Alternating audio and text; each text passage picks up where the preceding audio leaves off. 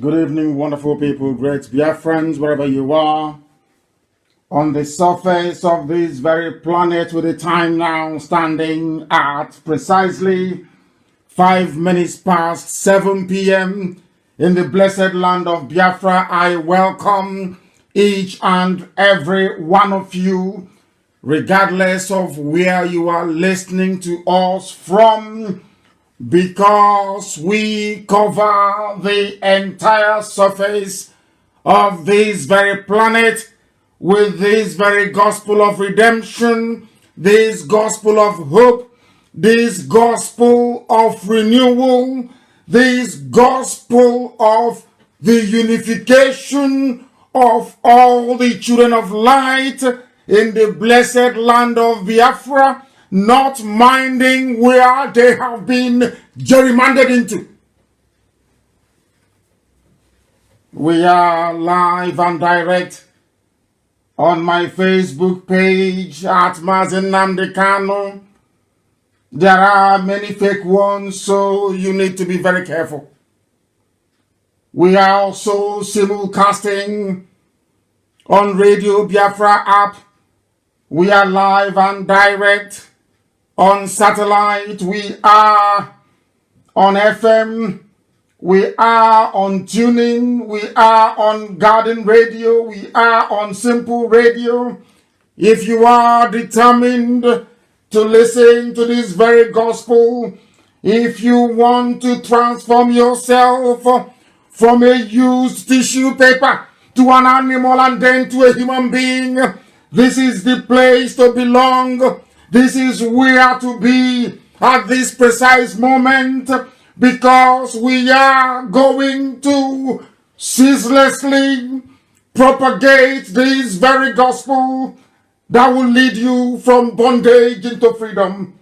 Without fear nor favor, we are here to preach the truth, the whole truth, and nothing but the truth. Therefore, when I say good morning, good afternoon, good evening to each and every one of you, I am acknowledging the universality of Radio Biafra transmission all over the world. Where there are civilized men and women, they are listening to Radio Biafra. This is the only reliable platform for meaningful dissemination of uncompromisable communication to those that wish to reason, to those that wish to understand. My name is Nnamdi Kanu. I am the leader of the indigenous people of Biafra, the largest mass movement on the face of this very earth. We have no arms, we have no ammunition, we have no guns, we have no bullets, we have no sword, we don't even have a catapult. But Elohim has dragged the zoo down. As our rock has been emptied, there is nothing in it.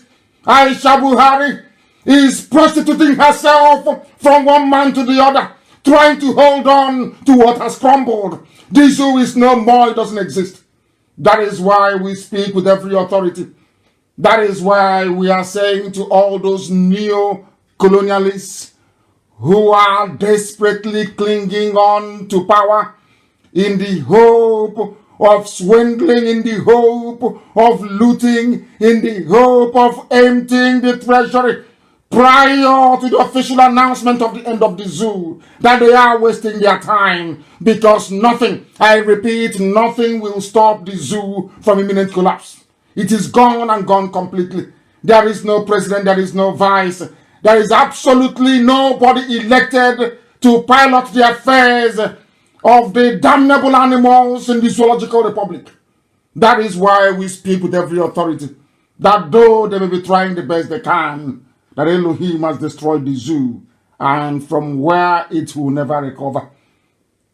They should pray COVID-19 never ends, because they will see a drama the likes of which they have never seen before in their lives. The whole world will know about this very fraud. Humanity will judge them and punish them accordingly.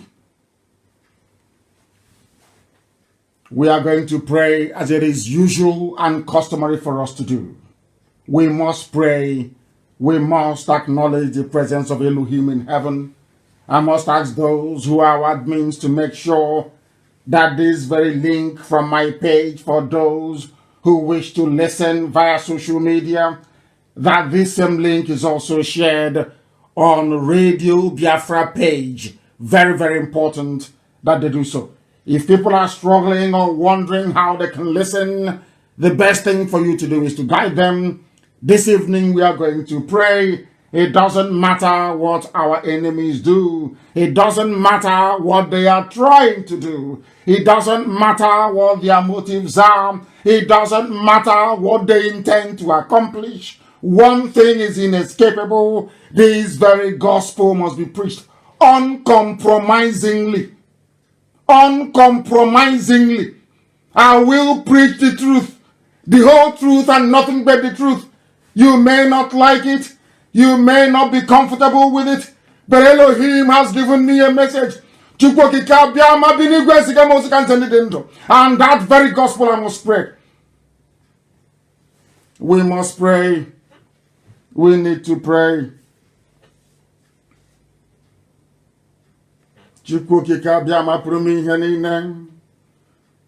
On this very evening, the commencement of our fasting and our prayers all over the world, in remembrance of those that died, that we may live, we ask for your everlasting mercy and abiding love on we who are the living. We ask Elohim for the safe repose of the souls of those that have departed in the cause of restoring Biafra. That very gallant class of 67 to 1970, very brave men, fearless, who for their sake, who for their gallantry, who for their bravery, we are still able to call upon your name today in truth and every honesty. For without those men and women and their sacrifices, the Janjaweed would have overrun your nation. Today we would have been speaking another language, another tongue. Today we would have been worshipping an idol from where we do not know. But out of the abundance of your kindness and your mercy, you remembered your promise to your children. You made us safe. Though we lost over 5 million, you preserved those who today all over the world is a shining beacon of excellence. Those who epitomize the very finest tradition of ingenuity in a black man. They are Biafrans all over the world, and we are grateful for your mercy upon our lives. That is why when we say we love thee with all our heart and all our might, that we submit to your glory, that we bow before your throne of grace in heaven, when we say there is no other apart from thee, when we say that you are the creator of all that is made, but nothing made you. When we say you are the beginning and the end. When we say you are the Alpha and the Omega. When we say you are the only entity that gives life and gives grace in the lives of those that believe in thee. When we proclaim the coming of Biafra, predicated upon your promise to restore light upon the lives of those who has been darkened out of their own iniquity and foolishness. We have returned to thee because you are Elohim. Adonai, El Shaddai, you are our rock and our fortress. You are our deliverer. We give over the land of Biafra into your care because Biafra is being restored, that your name may be worshipped in truth and in every honesty. There will be no idolatry in Biafra. I promise you this when I was in detention, that Biafra will come out of your mercy. We will not bow before any graven image. We will recognize your entity as the Father, as the bringer of life and of hope in the darkened continent of Africa. That Biafra may come and your light will shine all over Africa. We call upon thee, because only you, Elohim, is worthy of praise. You have delivered us from the hands of our enemies. You have rendered asunder all those that came to bring discord in the land of Biafra. You have exposed the enemies within. You have rendered useless all those that sought to divide your land, the land of Biafra. Though they come with death, though we are being perennially slaughtered, though the torrents of destruction threaten to overwhelm us, we remain glued to your promise that you change it not, you do not fail. You are the God that answereth prayers. Our prayer is very simple. We have not come to levy war on anyone. We have not come that destruction may thrill every step that we make. We have come to fulfill your promise that life will come into the land of Biafra, that your light will shine once again, that anytime we cry unto thee, you will listen to our prayers, you will deliver your children, because your words are yea and amen. You said that Biafra will come, and tenaciously do we cling on to that very promise, do we cling on to that very hope, that your will be done in the lives of your sons and your daughters in the land of Biafra and all over the world, that your mercy may endure in our lives, that the truth that you have mandated us to preach may permeate the subconscious of every living being, that ultimately your will be done. Biafra will be restored. We will build your temple in Arochukwu. We will bow before thee and no other God. We will exalt your holy name. We will glorify you from the end of the earth unto the end of the earth. And every generation that will come after this, they will say that very generation of IPOB, they clung on to the promise of Elohim, and Biafra came in their time, that your name may be exalted, that your name may be glorified, adored, and worshipped forever and ever, we pray. He said,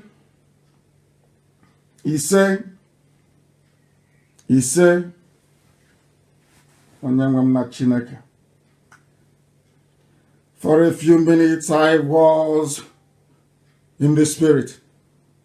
I didn't want to come out, but I have to preach this gospel this evening as mandated by heaven. Go and get your pen and paper and the Falamajri and the Janjaweed, as I told you earlier on in my last post on my page, or should I say penultimate, given that we are listening to this very broadcast live. I asked you to bring your slate and your chalk.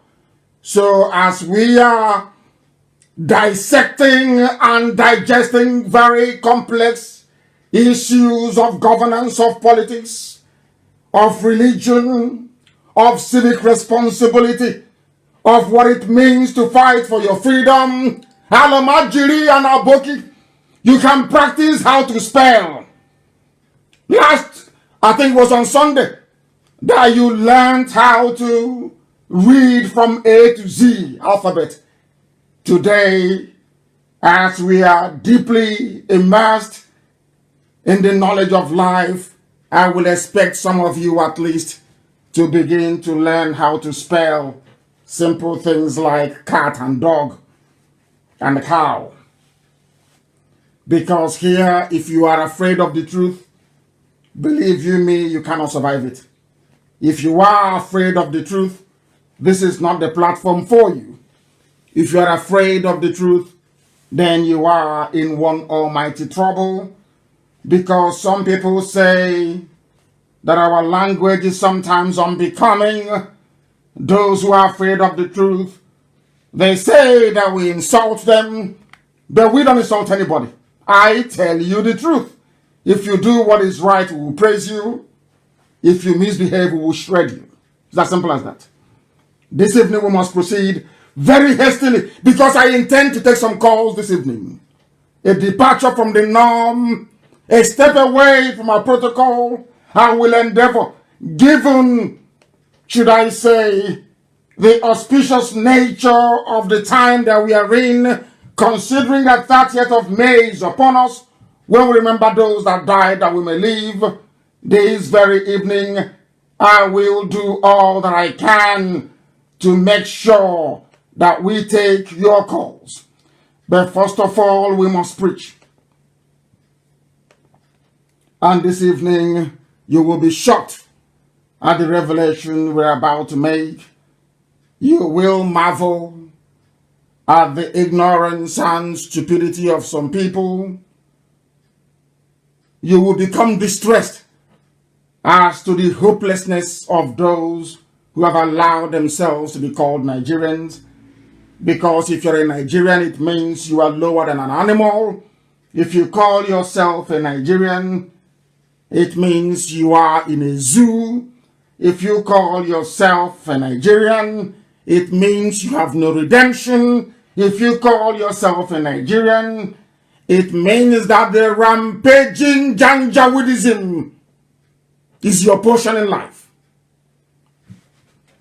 Let us preach the gospel of heaven. If you see yourself as a zoo animal, here we can make you become human once again through education. But if you are a used tissue paper, as some of you fondly refer to yourselves, then we cannot help you. This is the situation right now in Biafra land.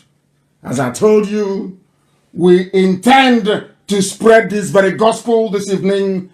I want the whole world to understand what we are going through. I want humanity to comprehend the scale of suffering. I want everybody who is capable of discernment to feel sorry for what we are passing through in the land of Biafra. Because what is happening to us is unfathomable. What is happening to us defies logic. What is happening to us should not be allowed to continue. What is happening to us requires a very urgent, coordinated reaction that this very generation of ours will see the last of it. The wickedness being perpetrated in the land of Biafra is beyond abomination. Beyond abomination. And it is our responsibility this very day to bring that to the attention of the global community. Listen. Hello. Oh, good evening, all. It's to inform and to alert everyone that the Fulani herdsmen, they are right now in Bende. In Bende? We are in Ozuakole, where they call colony. Right now, they have many of them have been found there today with AK-47. About 300 of them there with guns. So please, we are calling for help. And the community have been alerted already, and they are all working to do something. But we still need help because we don't know whether they will attack this night or tomorrow. I'm just doing this to inform all our principal officers. That's a challenge in the Bende, precisely Ozuakole and colony, where they call colonies through colony by in colony in that bush, colony and Mba and Loho. There's a forest there. They are in that forest. Please, if anyone get this information, please immediately inform all our principal officers for what is happening in Bende, precisely in Ozuakole colony. Thank you. God bless you all. I hope you have heard it. For those of you who are living in America, for those of you who think that you're sensible and reasonable, 300 armed fighters have now come into Ozuakole. If you come from Bende, and perhaps you are as old as I am, or you went to Methodist College Ozuakole, one of the, I will call it an Ivy League school. If you are acquainted with that part of the world, Mba, Dogum, and Ozuakole, you will know where the colony is.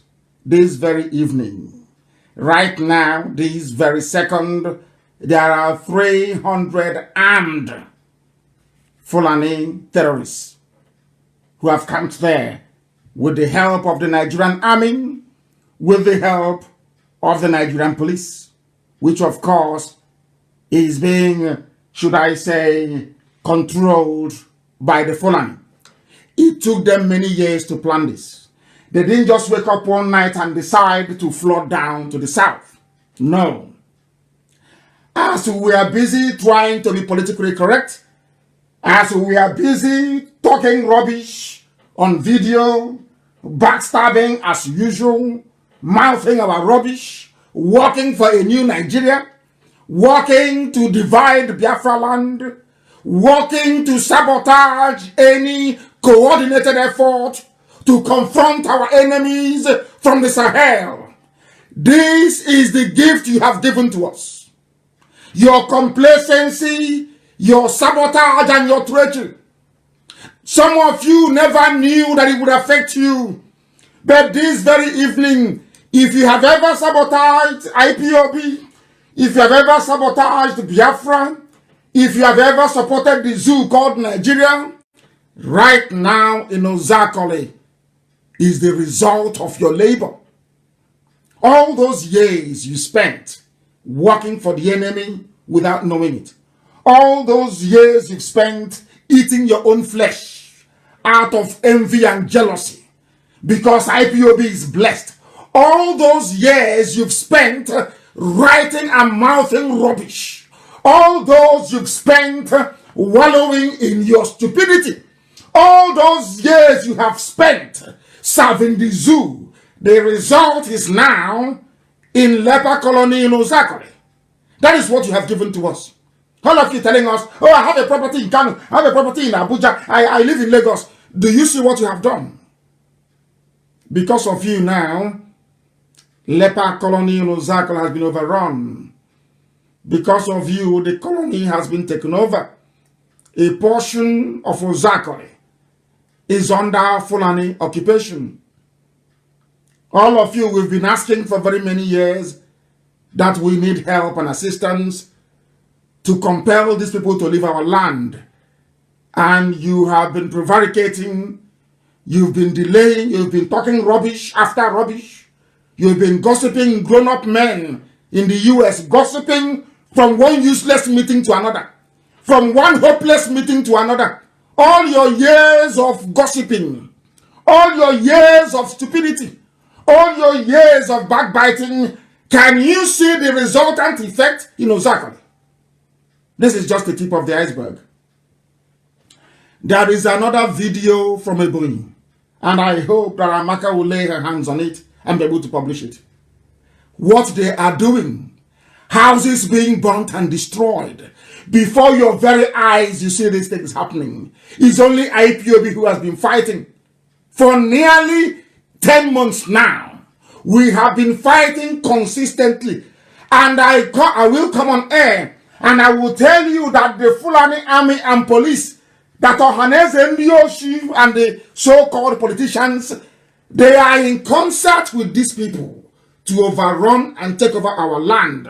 Some of you wouldn't listen, but now it's happening. They are now in Ozakole. They are destroying houses in Ebonyi. The very limited resistance we are putting up in Ebonyi is what our budget can carry. I have seen some idiots, they come, some people say, oh, you should stop, you should reduce calling people idiots that our kids are listening. Tell your children that I am referring to those that have betrayed us and who, because of what they have done, both individually and collectively, have put us in a very perilous situation. Our people are dying, our land is being overtaken, we are being overrun. Everywhere they are coming with arms. There is no way I can decorate my words. I'm a very angry person. Very, very bitter at our complacency and stupidity, and you want me to sugarcoat how I say things. I won't do it. If your children ask you, mommy or daddy, why is the uncle talking on radio? Why is he using those words? Look at your child and say, my dear child, I am sorry. I have been very stupid. I contributed to the mess happening in Biafra land. Be honest with your children and tell them the truth. All your years of gossiping, have you seen it? Grown-up men that listen to gossip, have you seen the result? When we are in Ebonyi fighting, you were not there.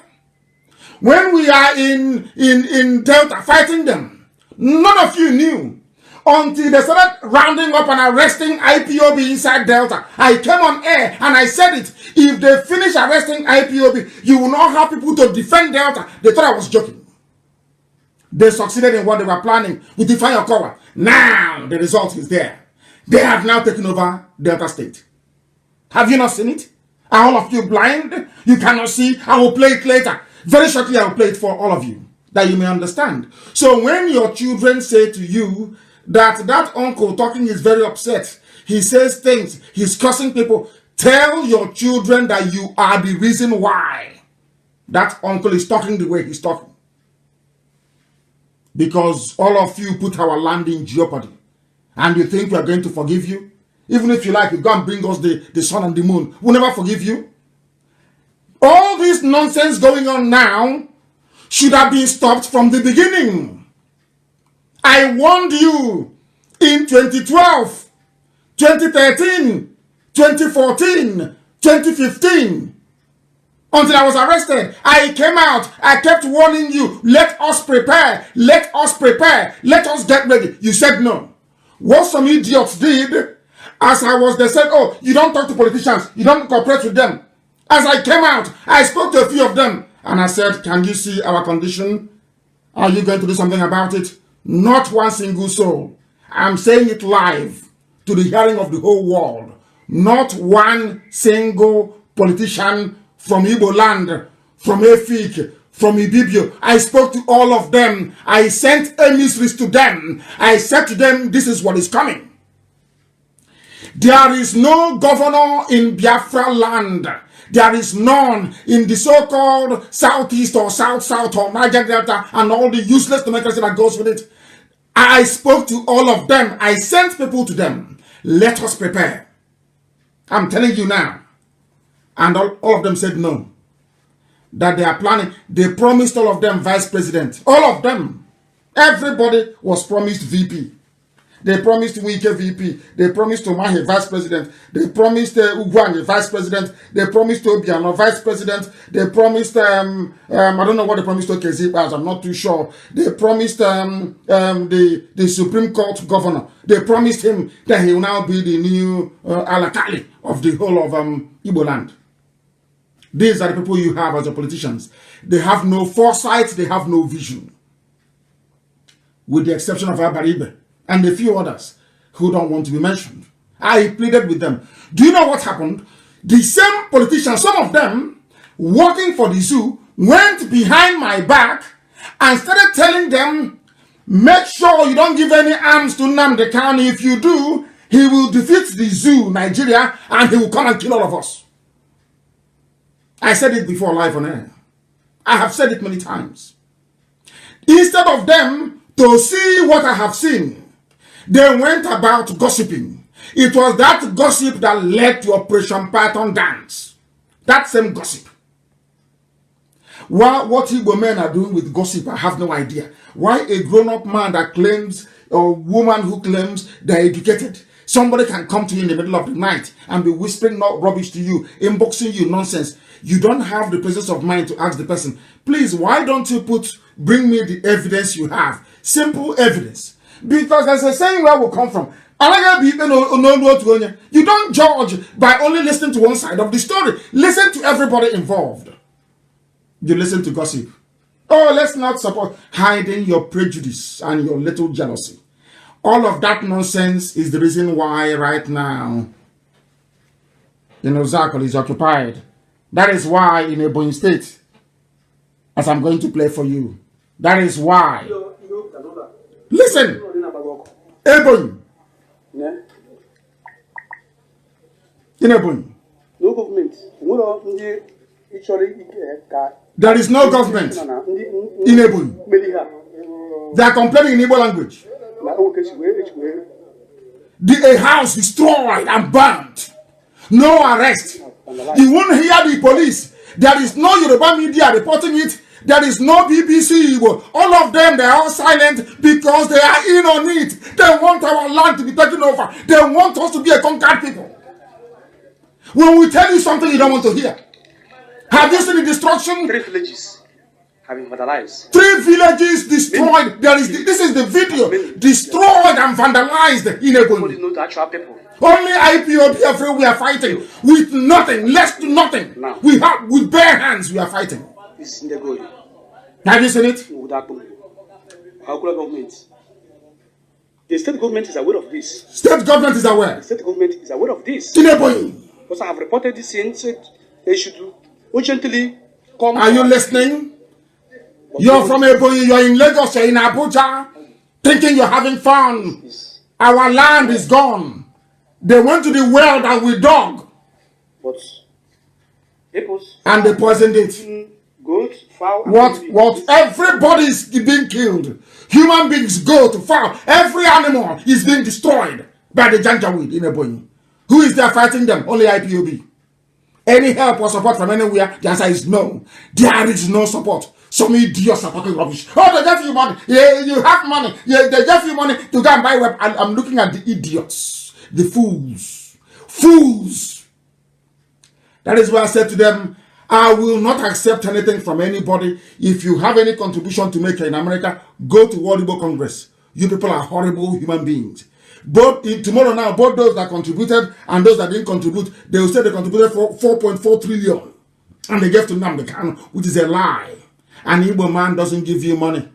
That is how life is, unless he or she is benefiting from it. Very rarely, an Igbo man can come out deep hand in his pocket, bring out $1 million or 2 or 3, and say, give you, go and buy weapons to defend our land. They don't do it. That is a fact of life. Or you will see idiots. They are not part of IPOB. They have never contributed 1 dime in their life. They will take their useless Chinese phone and be doing video, talking rubbish. Talking nonsense. That is who they are. That is how they roll. That is how they operate. That is the nature that they possess within them. What do you want me to show you? Have you seen the beheaded woman in Ebonyi? Our mothers are being raped, being beheaded. Every blessed day, we lament, we complain. Somebody say, oh, let's see what you can do. You say another idiot. Tomorrow they make a video. Oh, how about the money we contributed before? But you didn't contribute anything. There is no money. You that is talking, did you contribute to IPOB? The answer is no. Ask them the evidence of all the money that was contributed to buy arms. They have none. They don't have any. The idiot talking did not contribute not 1 dime. All they have done is to be working for the Janjaweed. Working for the Janjaweed, the invaders, by dampening your spirit. I know that one day, the politician, before the end of next month, I will mention his name live on air. I will tell the whole world his name. He went about in Abuja telling them, do not support. And I said to him, apart from 5 or 6 people all over the world who can fund this project, who do you think can bring out support for us to move forward? Look at the Yorubas. You can't even learn from them. You can't learn because they come to all of you. They promise you it's your turn now to be vice president. Meanwhile, I'm handing you over to Tambuwal. You work with him. You start to work against the interest of your people. And you claim you're a politician. You claim you're educated. You claim you're learned. You claim you love your people. But in actual fact, you're working for the zoo. You're working for the North to colonize you, to invade you, to take over all your land. That is what is happening, isn't it? Have you now seen it? Look at Ebonyi. Are you not ashamed of yourself? Are people not ashamed? Do you people have shame at all? Do you have shame at all? There was a young man before I came on air, a viral video of a young black man killed. Is it in Minnesota in America? The white policeman knelt on his neck, snapped it, and he died. And I was thinking to myself, if Africa was a viable continent, what would black people be doing in America? They would be in Africa. And if we are civilized, I'm not saying they don't kill us in Africa, but if we are civilized, we can build a nation, build individual countries that are capable of protecting our lives and our dignity as a race. But we're in America. We'll discuss it now for 2 days, and that one will disappear. It's gone. Another useless black life lost. The same way they're slaughtering us. We have nowhere to go. Instead of people to come together and say enough is enough. That's all it takes. Enough is enough. How many are the Fulanis? How many are they? They conquered Awusa kept quiet like a bunch of idiots. They conquered Nupe the same. They conquered Gwari the same. The same people conquered Yoruba the same thing. Now they're coming to conquer us. And all of them are all quiet. They have swept over the so-called Middle Belt. The TVs they are gone long time ago. They are their vassals long time ago. All that it takes to stop them, the only thing it takes to stop the Janjaweed is simple, tiny cooperation. Very, very small. It doesn't take anything. It won't cost you anything. All the money that you have been giving to Yoruba pastors in the last 3 weeks alone, even in COVID-19, can give us enough arms to defend ourselves forever and ever. But you see how you reason. You see the way you think. You see the way you analyze and you process information. You think somebody shouting the blood of Jesus, collecting your money every Sunday, tithe, sowing of seed, watering of plant, and he's somewhere in Obomosho. He will come to Ebonyi to help you. He will come to Zakole to help you. Have they come? Have they even condemned what is going on? How many times have they? Is to ask you to pray for one Nigeria. And now you're telling me I don't have the right to say you're a very stupid person. Who told you that? I have every right to say whatever I like to you. Because you're very foolish. If you're not foolish, you wouldn't have fallen for such nonsense. You would not have fallen for it. We have enemies. You don't understand. We have enemies everywhere. If you don't know, let me educate you. Our enemies there are some you can see and others you cannot see. Our enemies are even in the Australian government. The government of Australia, they have bribed some of them. Our enemies are there. If you know what I'm battling with the Australian government, you will not believe it. Some of them are there in Australian government. Do you know the enemies we have? Some of you just pick up your useless, rickety phones, online talking rubbish. Because you're foolish, because you have no brain, because you cannot reason, you cannot think. You're a primitive black monkey. You know nothing. Do you know how many enemies we have? Do you know I went to VOA after my interview at VOA and went back to Capitol Hill to go and lobby US senators about the killing of Christians? And the same VOA that invited me, on the morning of the interview, they rang me and said to me, they spoke to my PA. They said to my PA, oh, can your principal speak Hausa? And he said to them, what has Hausa got to do with interview? VOA in Washington. VOA headquarters on Capitol Hill. He said, unless he speaks Hausa, we cannot interview Nnamdi Kanu today. I've not told you this before. Go and ask VOA in America. Because the zoo got to them. All the money they've been borrowing, they're using to bribe. All they do is to bribe. It was only when we started this movement that I knew that white people is as corrupt as black people, if not worse. But they do it very scientifically. Do you know that? Are you aware of that? Do you know that VOA cancelled my interview because you know what they said? That I should go to Nigeria embassy and bring somebody who speaks Hausa to debate with me. I said to them, I don't mind debating with anybody, but you can bring the person. Let me shred them. In America, I will vaporize them before the whole world. They said no. I should go and bring somebody who speaks Hausa so they can interview me in Hausa language. And I said, with all due respect, VOA, you're talking rubbish. That was how the interview was cancelled.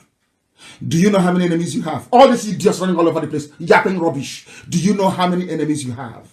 Have you been to the US State Department before? Have you tried to table the issue of Biafra before? Have you received any responses? Do you hear what they are saying? Do you know what they are saying about Biafra? About the zoo? About dividing the zoo? Do you know how many billionaires? Do you know how many billionaires they are making from Nigeria? Do you know? You have any idea? No. If I tell you that they love the corruption in Nigeria, will you believe me? Only a handful of them. Because there's always a handful of white people with conscience. That is one thing about them. No matter how bad they are, there is always a handful of white people with conscience. Do you know how many millionaires they make from Nigeria every month? And you want somebody who is sitting in the United States State Department or UN making money from Nigeria, or an ambassador in Nigeria making millions out of bribery. You want them to now come and say, oh, let's divide Nigeria. Where would they get their money from? The free money they're getting. Some of you don't listen, you don't think, you don't analyze. All they say, you take it, that is the money. Anytime I come on air and I say that we have difficulties, we need money, that is the only thing that you hear. And the idiots talking hasn't contributed one dime. That thing about us. It reminds me of a story that my friend told me many years ago. A very close friend of mine then. You know, in the village, every Christmas, every Easter, or New Year festival, we dance as kids. We used to start, we dance Echo in my village, but you start from Echo. That's one called Echo. You dance Echo, then you dance Agaba, then before you now graduate to Udon. That is how we grew. That's how we raise kids where we come from. And as you dance Echo, maybe during Christmas or Easter, you go from house to house dancing as kids. People will be giving you money as children. And after giving you that money, you come back to the house, you give the money to your mom. And then your mother is in trouble. Hey, your mom is in trouble. Do you know what happened? My friend told me that the sister, after dancing, gave the money, maybe equivalent of about 20 kobo in those days when money had value. Gave 20 kobo to her mom, her share of the money she made from dancing. You know, all these little kids dance they do in the village. You know what happened? The next day, they were going to school. My friend's sister, little sister, said to the mom, "Mom, give me money for pencil." The mom went into out of the 20 kobo, gave her 1 kobo. Said, "Go and buy pencil and give me change, I'll keep for you." She did. The next day, mom, there is this dress I saw Angreka is wearing. I like it. Give me money from that same money. Mom, there is no school fees. Give me money. After nearly 1 year, she was still asking for the same money. The mother asked her, "This money you gave me since last Christmas, so does it mean it never finishes? Does it mean it never ever finishes? Every time because you gave me 20 kobo, you have collected more than 1 naira from me, you are still coming. If I ask you, oh, where do I get money from? You ask me to go back to that money you gave me last Christmas, but the money is finished, and you're still asking for it." That is how Igbo people behave. That's their behavior. If you ask them for any help, you're in trouble. Any day you open your mouth to ask Igbo people for help, you're finished. Unless they benefit from it. Because every time you ask, "Oh, why don't you go back to?" Both those that gave and those that didn't give, they don't know they are doing the Janjaweed job for them. You don't know that. Your stupidity, your envy, and your jealousy, all it ever ends up accomplishing is emboldening the enemies to come in. Somebody came to me and begged me to become the governor of the state, and I told him I don't participate in politics. He went back and started telling politicians not to, those who had, because as we preach, some of them buy into it. Some are buying into it. They know it's the truth. They know their land will be gone. Are you telling me that exactly where these people are, they don't have any senator, they don't have any house of rep? Of course they do. They knew it. Somebody, because I said to him, "I can't support you. I'm not into politics." As I said, I'll mention his name one day. He went about telling people, "Oh, do not support. Do not support." And that is why we are where we are today. And now the Janjaweeds have come, and it's not even in the zoo. That tells you all you need to know about these people. They have no conscience. They have no conscience. And our people are making matters worse. Worse every blessed day. That's why I said to them, if you have anything to give, go to World Igbo Congress in America. Don't give to IPAB, please. I'm begging in the name of Elohim. Don't give. Go to World Igbo Congress. I trust Professor Joffo. World Igbo Congress, I believe they have all it takes to handle all of this nonsense, because you people are impossible.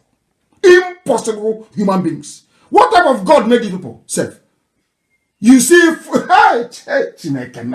Fulani is in your village, and you're doing sense. You are doing little sense. You are doing video, blabbing your mouth like a pig, like a pig. Yapping rubbish like a pig. Until they cut off your useless neck, then your eye will clear. As I was traveling all over the world preaching this gospel, there are people from all these places now under Fulani occupation that will come to my town hall meeting. And we're talking, oh, this thing you're planning, you get us into trouble. But the trouble has come. I told you that the trouble will come. If you like, you accept, or if you like, don't accept, the trouble will come to you. Because if you, that's what I believe in. If you don't look for trouble, trouble will look for you. That is why I believe in looking for trouble. I start trouble myself. Personally, I prefer to start it than trouble coming to me. Now, what is happening to us? I ask you, what is happening to us right now? What is happening to us? We have enemies. Facebook is our enemy. Don't you know that? Tell me, the media house, have you ever heard CNN before come down to do a documentary? Has BBC ever come down before to do a documentary? There is BBC, Igbo, and they see all these things happening. They are aware. Ask yourself, why is it that BBC Igbo cannot go to a village, cannot go to Delta, cannot go somewhere and say and ask them, why are these things happening? Who did this to you? Have you ever asked yourself that? It's a simple question. Have you ever actually sat down to ask yourself before, why is it that BBC cannot do a documentary about the invasion of our land? Instead, they went to go and ask Al-Majri, who speaks Igbo very fluently, I must add. BBC. And only IPOB, Nnamdi Kanu, is facing all these enemies all over the world. Do you know how strong they are? Only IPOB. Do you know how strong these people are? Yet we are breaking them down. And instead of idiots to sit down and appreciate the very marvelous work IPOB through yapping rubbish. You wake up in the morning and you just talk nonsense. Inboxing people. There are some people that all their job is to be inboxing, sending inbox to actually gossip inbox everywhere. Ask them to face me and they run. They can't face me because now I will destroy them with facts and figures. Very neat and very simple. Look at your land is under siege. You are in America. Maybe next week a policeman will sit on your neck or your child's neck and they will break it and they will die. And we'll be looking at videos. Say, hey, this is bad. Oh. And after 2 days, it's all over. That is the price of stupidity. The price of idiocy. When your kids ask you why I use the words that I use, tell them that you're stupid. Look at your child and say, dear child, I am a fool. That is why that uncle is speaking the way he's speaking.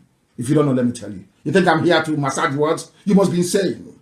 I don't massage words. I don't. Some of you mean well. You do mean well. You do mean well. But your actions do not correspond with what we are saying on the ground. You must do a little bit more. Is it only Ebonyi State? Is it only Abia State? Uzakoli? No. Let us go a bit further. Let us go to the land, Igbo land in Delta.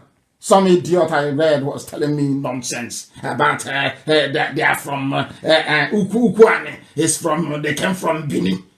Hey! And I said, what is the name? What is the name of Ukwane in Bini language? They cannot tell me. So they're from Benin, they're speaking Igbo. Are you not stupid? How can somebody come from Benin and be speaking Igbo? Does that make any sense to anybody? Does that make any sense?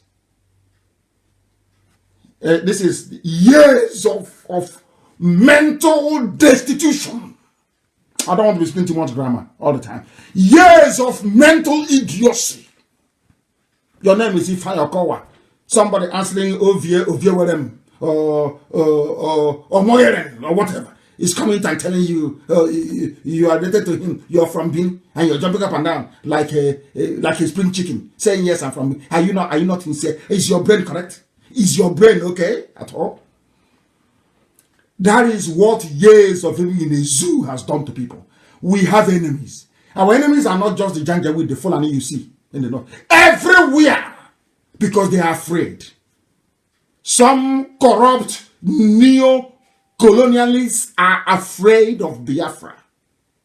They think that Biafra will have the same effect on Africans the same way that Japan did in Southeast Asia. Because, as we say where we come from, if people see that Biafra is successful, Oduduwa will strive to be like Biafra.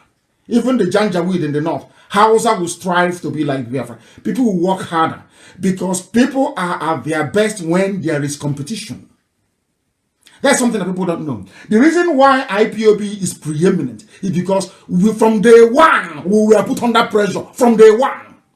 And that is why I say to people, don't worry when people talk rubbish and it's good for us. It reminds us the price of failure, that you cannot fail. People will copy from us.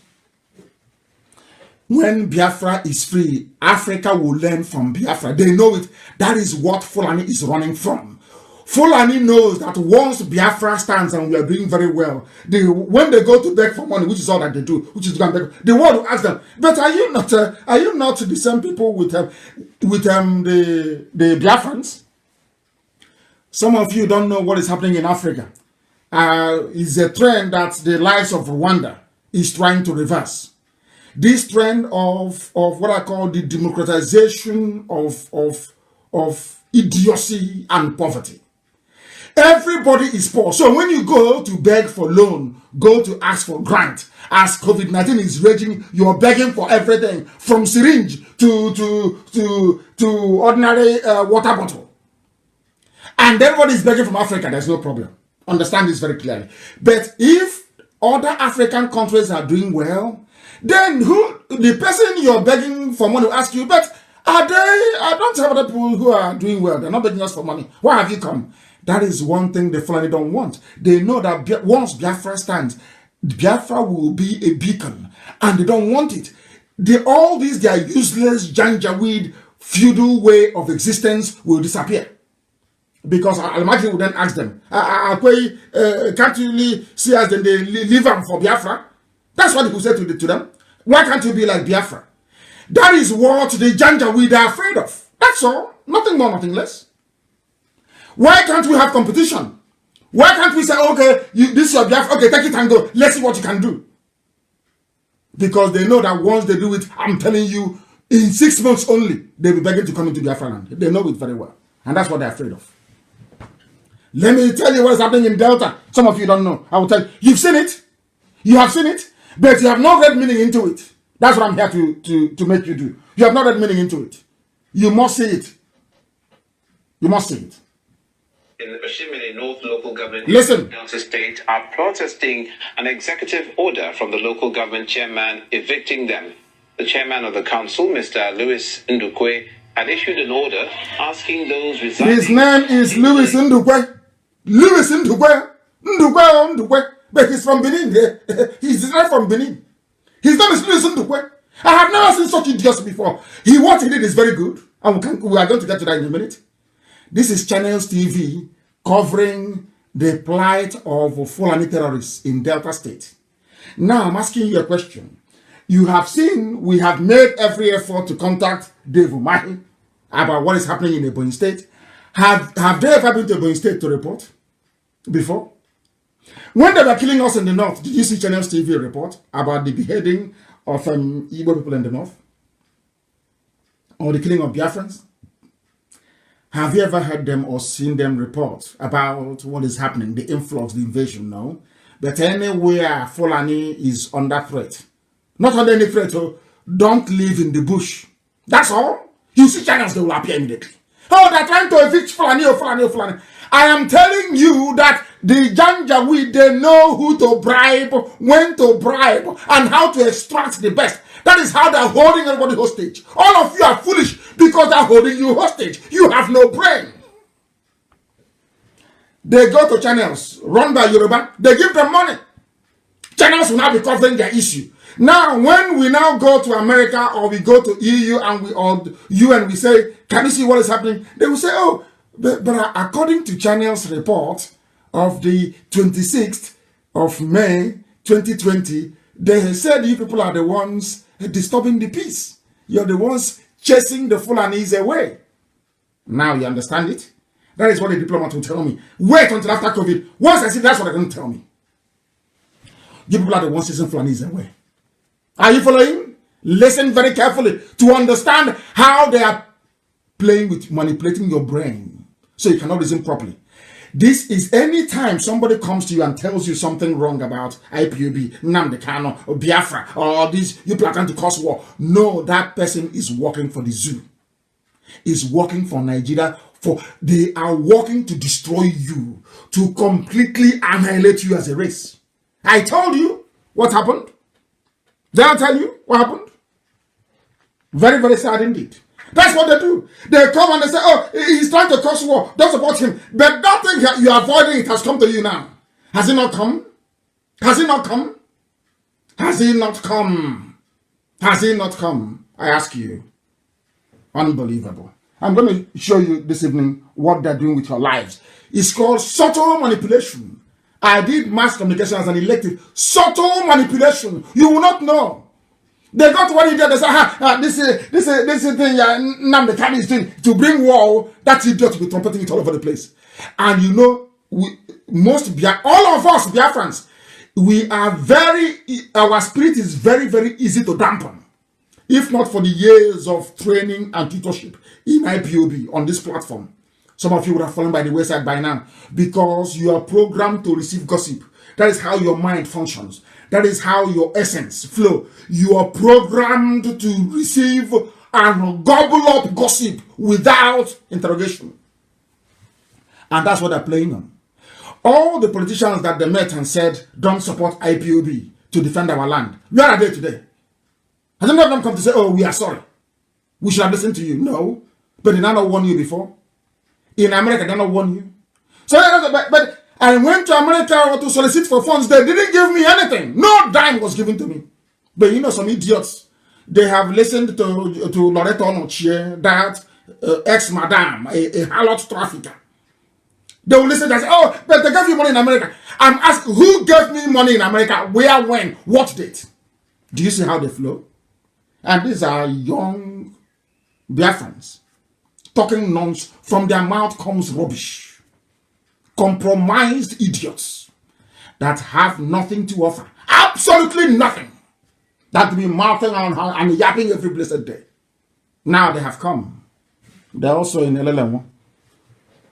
They're in oil mill as we speak. Let me tell you what's happening in Delta, because some of you don't know.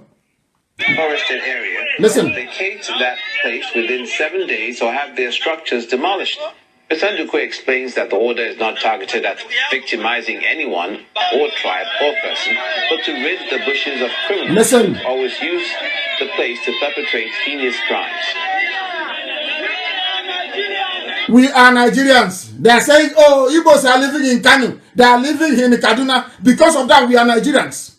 We have the right to live anywhere we find, including our farmland, including our forests, including our bushes. Now, do you understand what is going on? Some of you saw it, you saw this very news. What did you do? What did you do? Let us hear what Mr. Ndukwe has to say. Mr. Ndukwe from Benin. Oh, my goodness.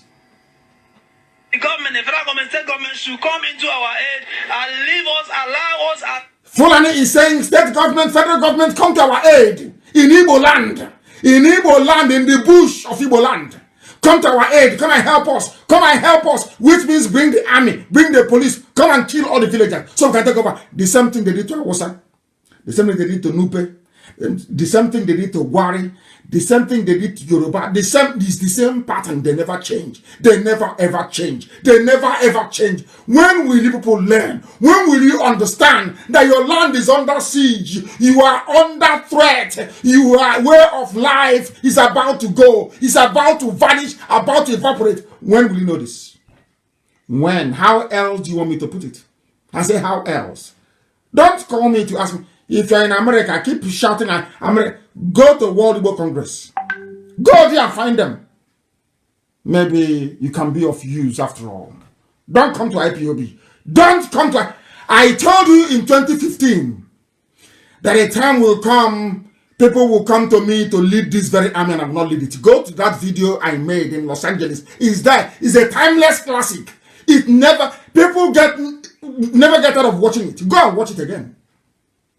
In that video, I said, a time will come, you will ask me to lead this army, I will not lead it out of your complacency and your stupidity. It has happened. That is why we need nothing from you. IPOB needs nothing from you. We will do the best we can, but if we are facing army. Back home, we are facing police. Because everything with a gun we are facing with bare hands. With bare hands. and it doesn't touch you, you are not moved. That's how evil some of you are. All you're concerned about is, how do I become envious? You cannot be Nnamdi Kanu. Elohim sent me. The devil sent you. So who do you think is going to win? God in heaven sent me. You were sent by Lucifer. So who do you think is going to win this very battle? So do you actually think that talking rubbish on Facebook is going to save you? Do you think it's going to save you? When the time comes, you will know how mean we are. Right now, you have no idea. You will see it very, very soon. Let's see. Al-Majri is protesting in Delta State. In Igbo land. In Delta State. Protesting. Calling federal government, come and help us. And this is what Britain loves, British diplomats. Not Boris Johnson, by the way. Hey, Igbos they have come again. They are discriminating against Fulani. That is the essence of what Channels TV is doing. If you don't know, let me tell you. Let's listen. Legal occupants of the places we are living in Delta. They are legal occupants in our farmland. Farmland they didn't buy. Listen. They should come to our aid and halt and stop this said local government chairman from passing this his so-called executive order. Whoever is living in any place is a lawful tenant, is a legal occupant of that place. We have the receipt they gave us for each year we pay tenancy. The ultimatum is a 7-day. This is Ndukwe. That doesn't mean that where necessary some certain amendments or waivers will not be given or extension of time. But the important thing of note here, because we're going to come down very heavily on defaulters. We have agreed in tandem with the traditional rulers, we have agreed with stakeholders, we have communicated the police, we have communicated the DSS. What we are saying is that enough is enough. We don't want to accommodate anybody in our bushes anymore. It is not about me. It's about our people. And it is what we have decided.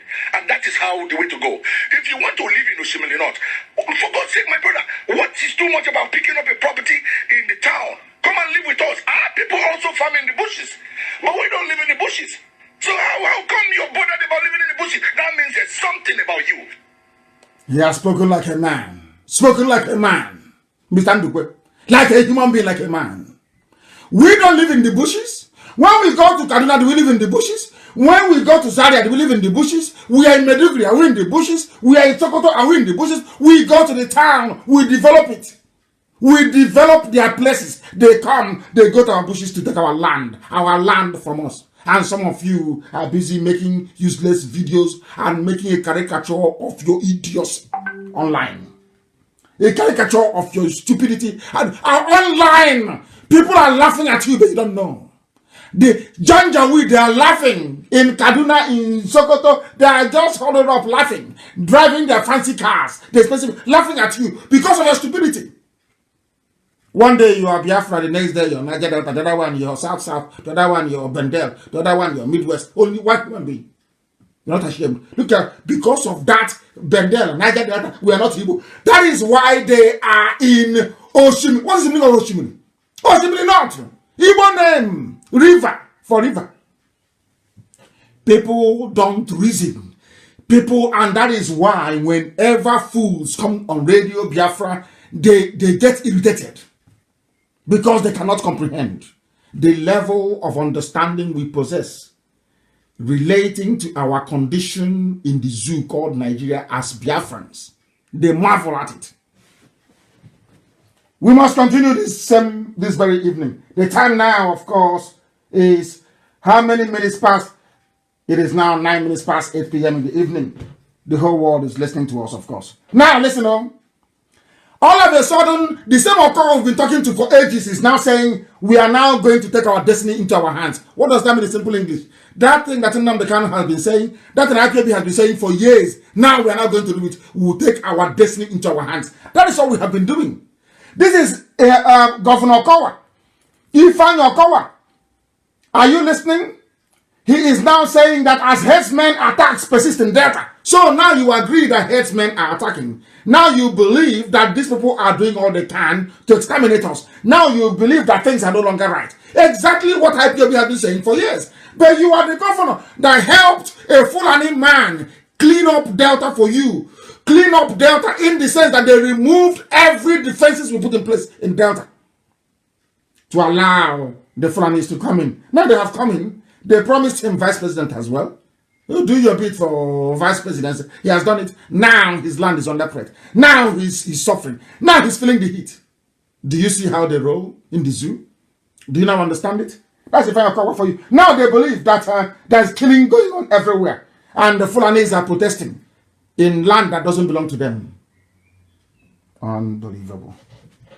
Things are happening in the zoo, you know. Things are happening in the zoo, I tell you. Things are happening in the zoo that some of you will marvel. What is happening in the zoo will shock some of you. It will shock you. And that is why we remain very, very determined that Biafra must be restored. That's the only solution. It doesn't matter where you come from. Biafra is the only solution.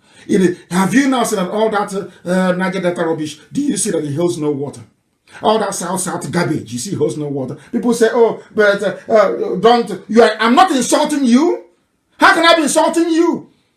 I'm insulting something that doesn't exist. It does not exist. Not in common sense, not in geography, not in politics. It doesn't exist. There's nothing called Niger Delta. It's as simple as that. How am I insulting you? How am I insulting you? The white man came and took you as slaves. They didn't insult you. They brought their religion and gave you. They didn't insult you. They changed your way of life. They didn't insult you. They named you Water Port Harcourt. It wasn't an insult. They gave you their names. It wasn't an insult. They told you that a Christian name is better than your traditional name. You accepted. It wasn't an insult. Huh? Are you listening? But me telling you that Niger Delta is a nomenclature that shouldn't exist is an insult. Do you say you're even practicing racism in your stupidity? The white man came, took you as slaves to America to work for free for 250 years. It wasn't an insult. He brought his religion. It wasn't an insult. He told you that answering Wamaka is bad. You agreed. That Christina is better. It wasn't an insult, not an insult. But me telling you that referring to yourself as a Niger Delta person is the height of stupidity is somehow an insult. You see how you reason? You see how some of you reason? Before, as somebody rightly noted, elders are the ones that tell history to their children. But today, we are the children. We are telling, I'm an elder, of course. Our children are now telling us about history. Later on, they will say we don't have respect for elders. They don't respect. How can you know nothing? How can you believe it? You don't know anything. How can I respect you?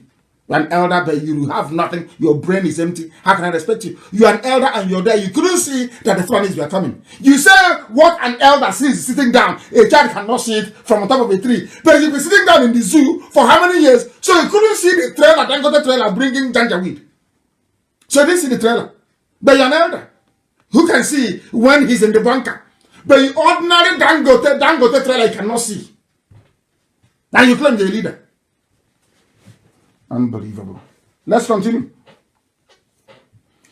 Anybody that you see making a video or a comment against Biafra agitation is a Janjaweed apologist. All those who like their posts are all Janjaweed supporters.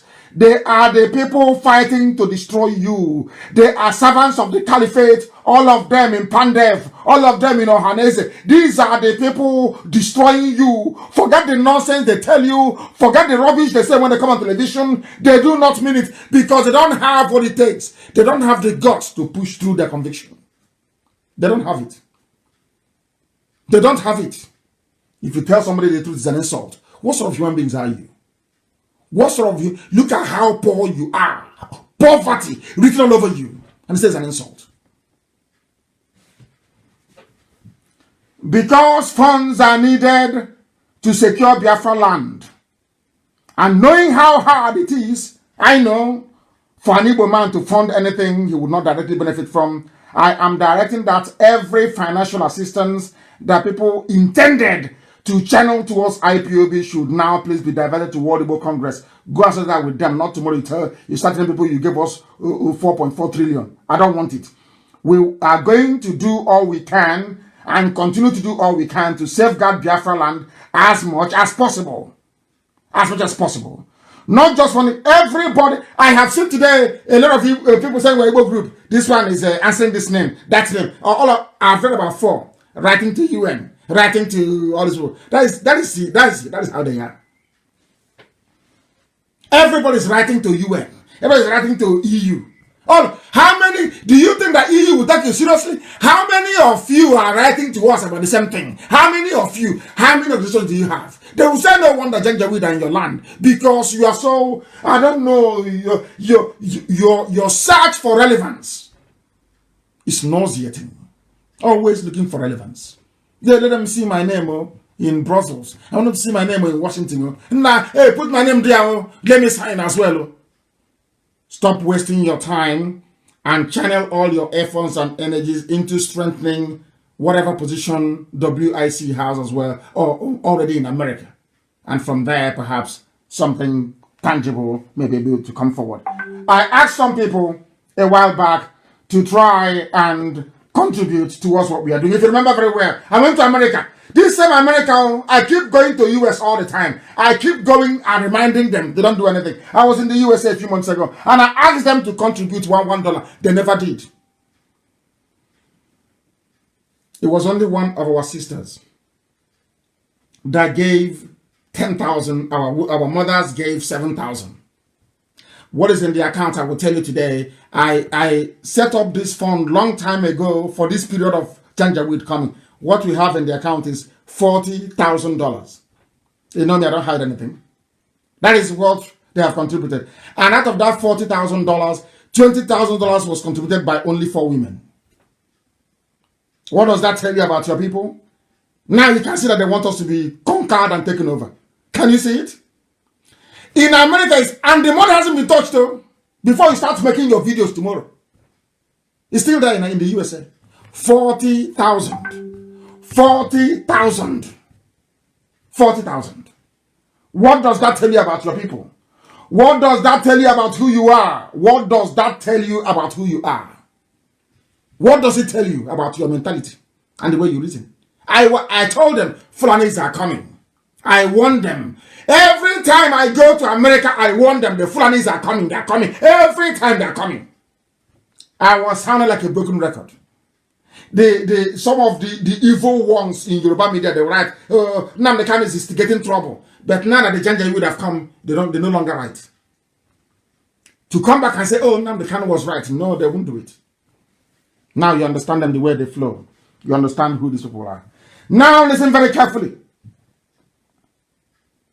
I repeat, nobody should give money to IPOB to support the driving away of Janjaweed. We don't need it.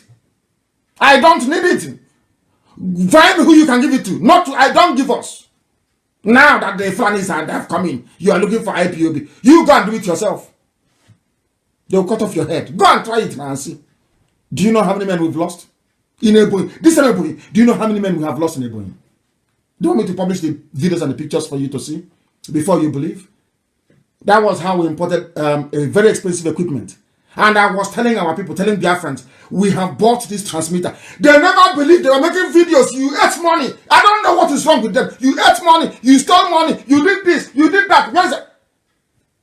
After I listened to them, I did a video of where the container was. The same person asking me to castigating me and saying that I ate the money, that where is the container, it was the same person that took the clip and went to DSS in Oka to tell them, oh, I know where this video was made. You need here, come, let me take you there. And he's a Biafran. And he has a microphone today. Running around saying he's working to unify, working to get Biafra. I told him the sabo with microphone. The same people casting, and I said to them, I bought it. They didn't even believe me. When I was arrested, they didn't believe me. When the same transmit, very massive, that was tendered in evidence in court, do you know they were still making videos. He ate our money. They were still making videos. Until Buhari, when he was alive, 31st of December 2015, on national television in the zoo, being interviewed by four journalists, said, that one they call Kanu, if you see the sophisticated equipment he brought into the country, it was only when the Janjaweed decided that they believed that I brought it in. They needed to hear it from the mouth. Oh, that is how wicked and evil they are. When you see them making their sweet video, you oh, he's a fraudster. He's a con artist. What did I steal from you? Nothing. I'm a conatist because I want Janjaweed to go. I'm a conatist because I told you are an idiot agitating for Niger Delta. Only a fool can do that. It's the truth. Simple, pure, plain truth. That is how he's a con man. Until Buhari, when he was alive, opened his mouth and said it. The idiots, they didn't believe. The same person making talking rubbish. And the day I showed the container, it didn't take up to 2 months. Everything was down, was gone. That container now that we bought a very expensive equipment is now in DSS compound in Abuja, and they're still doubting it. Maybe I need to publish the picture so they will know that I know everything that is going on there. This is how we are. That is why God has allowed the Fulanis to come in to teach us a lesson of our lives. After this experience, when next we hear a prophecy, a prediction, we will then hurry up and do something about it. Elohim is about to teach Biafrans a very bitter lesson that you will tell your children about it. And as me, I'm going to write history book. And as I'm going to write now this year a history book, letting our children know in the future that all of you are responsible for the mess you are in before you just start telling them rubbish. Because all of you are liars. You prefer to lie, to deceive yourselves. I asked you what is the meaning of Niger Delta. Instead of you to come out and say that I'm fighting for Niger Delta because I see that Igbos are going to dominate me. That's your only reason. That is the truth. That is your only reason. Now, the question is simple. Show me when you have been dominated by Igbos. You cannot show me. You claim, after all, during slavery, they take Igbos to the coastline and they ship them. So when was the domination? People that dominate you, they come, they force you to speak their language. Did Igbos conquer anybody and force them to speak their language? So where's the domination? So carrying the blessing of God and building industries is domination. You see how foolish some people are? Do you see how foolish some people are when I say, they say, don't say it, please. We are angry. You can be as angry as you like in your stupidity, but I will tell you how foolish you are. That's my job. And I will tell you. It's my job. I'll tell you. Until you repent. I asked them to contribute. They said, no, now we don't want it anymore. But I can tell you categorically that we have started engaging our traditional rulers. I won't tell you where, because that's what you're waiting for. Oh, who did you tell? Are you consulting people? I'm not going to tell you. What you want me to do is to come out, maybe publish videos or publish names of our respected and respectable traditional rulers and elders. So you can take it to DSS and collect maybe 6,000 naira to buy a recharge card. That's what you want. So you think we don't know your tricks? We know all those stunts you're pulling, we know everything. We know. Don't think we're stupid. You see them, they come out. They're called ocean provocators. You see them, they come out. They speak. You think that they're with you. Hey, is it Biafra must come? We need Biafra. For we are Sabotua, Conk Sabo, traitors of the highest order. At least nobody can accuse Nnamdi Kanu of being a sellout. You know a traitor when they sell out. That's how you know them. You know a traitor when they are at peace with their oppressor. That is how you know who a traitor is. That's how you know who a Sabo is. They are living at peace with their traitor. Sorry, with their oppressor. These are the traitors. And they scam people. So scamming people is fighting for freedom, is scamming people. That's their brain. That is what Al-Majri wants them to say. And they are so stupid. Al-Majri will take their clip and all this nonsense they write and give it to the Western world. So when I go to meetings, instead of me to present or defend the argument for the establishment or coming of Biafra, I am there defending what these idiots are saying. They don't know that the Janjaweed is using them, but they are so foolish. Have you seen any Fulani come out to criticize Fulani X-Men? It's a simple question. Have you? How many of them criticize Boko Haram? I say how many? You think you're smart? Think you're smart? Yapping rubbish. You talking rubbish, talk rubbish, talking nonsense. Cowards and fools. You go behind the back. You have meeting with Janjaweed. You pray with them. All of you have meeting with Mustafa. You pray with those idiots from the gutter. They call out the white youths and you come out and they say, you are an idiot. You are a fool. And we know you are. We have all your records. We have them. All you do is you gossip. Those working for Nigeria, all of you, yap rubbish. Say they have constitution, this, not pure nonsense, pure garbage.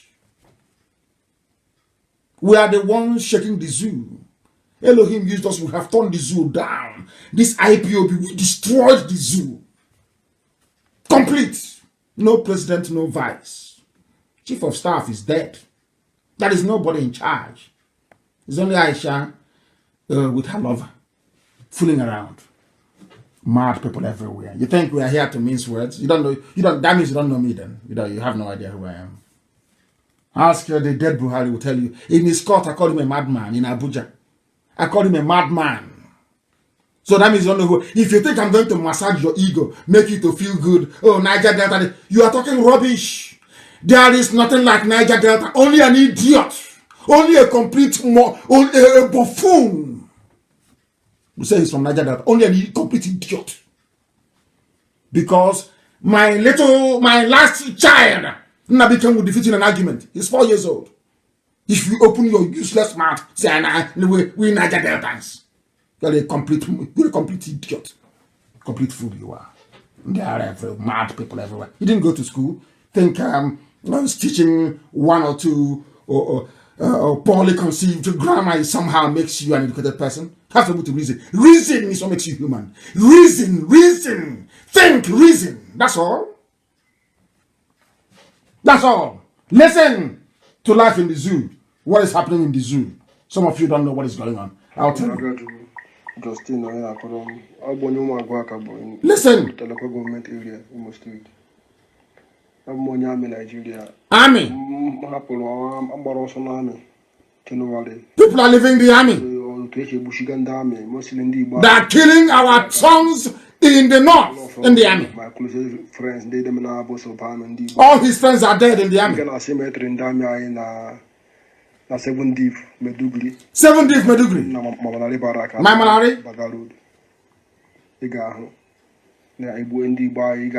If you go to 7th Div in Medugri, my Malari barracks, the burial ground where they bury soldiers, go there and look at the names. They are all Igbo names, they are Biafran names. Our young men are dying, fighting the terrorism that the same Janjaweed created, when meanwhile they are shipping their fighters into our land. And you claim you're intelligent, you claim you're smart, you claim you're Igbo, you claim you have brain. I tell you the truth. The truth. It doesn't mean I hate you. I don't. It is the truth. Igbo people think they have sense. An average Igbo idiot will tell you we are smart. If my village is called Ako, Ako and Uche are not the same thing. Ako means being clever. Uche means being intelligent. They are not the same thing. Cleverness and intelligence are not the same. People confuse the two. They are not the same. Ako and Uche, they are not the same thing. Ako means you're cunning. You want to cheat people. You are conniving. Maneuvering to gain advantage. A very dangerous and debilitating Igbo disease. Maneuvering to gain advantage. I won't be in anything and my name won't come out. I want, as your name is being heard, I also want my name to be heard. But you are not appointed to do this work. If I'm not in the spirit, I can't do this. They had opportunities to kill me. From my arrest to taking me to DSS to going to prison to when I came out, opportunity after opportunity to kill me. They tried to kill me at Obakala Junction. If Elohim destined that I will be dead by now, I'll be dead. They have had opportunities to kill me. But some of you don't remember that, do you? You don't remember. Because you're possessed by the devil. Children of perdition. All you do is you yap your rubbish. Day after day, you yap nonsense. We have destroyed the zoo. Ask them who is fighting them in Ebonyi. Who drove Fulani away from Annam? Who drove them away from Annam? Who is fighting Fulani right now, this minute in Ebonyi? Is IPOB. You want me to come out and announce everything, show you video, show you pictures, so you can use it to go and collect money from Janjaweed? Informants claiming you're offering a critique of IPOB, what they are doing. Even this broadcast we make is a problem, is irritating them. But you go and listen to your Yoruba pastor every 3 hours talking garbage. If you come back from church, you are home watching all those religious channels that doesn't add any value to your life. That's how foolish some of you are. I will tell you, is the truth. Think I'm here to massage words? In my Malare barracks in Medugri, 7th Div, go there and you see your sons bearing Igbo names, fighting for Nigeria. They have killed all of them. And you don't know, it's a very simple trick. Take all their fighting men, put them in the army and in the police, take them to Medugri, they kill all of them, take them to Sambisa Forest, they kill them. They now bring their own soldiers in, knowing fully well that you have all been depleted, that your young men are dead. They now come in to take over your land. Do you understand it? It's a simple trick. It's an Alamajiri trick. A simple Fulani rules, and all of you fell for it. You are intellectuals. You see an idiot will come out, write 1 or 2 paragraphs. I'm an intellectual. I'm an intellectual. Who doesn't know that what we're saying is the truth? I said, who doesn't know? You can't be like us. You can't be as popular as we are. You can never be. We are IPOB all over the world. You cannot command men. If I give an order tonight, everyone will bounce down. Do you understand that? Men are waiting for command. Are you aware of that? I remember when I was abroad, I was preaching, oh, come home now, come home. And as soon as I came in 2015, I was arrested, and people started to agitate for my release. They said, oh, why did he bring his trouble here? This way is not Osumabeke. If you take it up, no. You bring it down, no. I was abroad, broadcasting on Radio Biafra. They said you can't come home, and I came home. They said, why did you come home? You should go back to where you're coming from. You brought trouble here.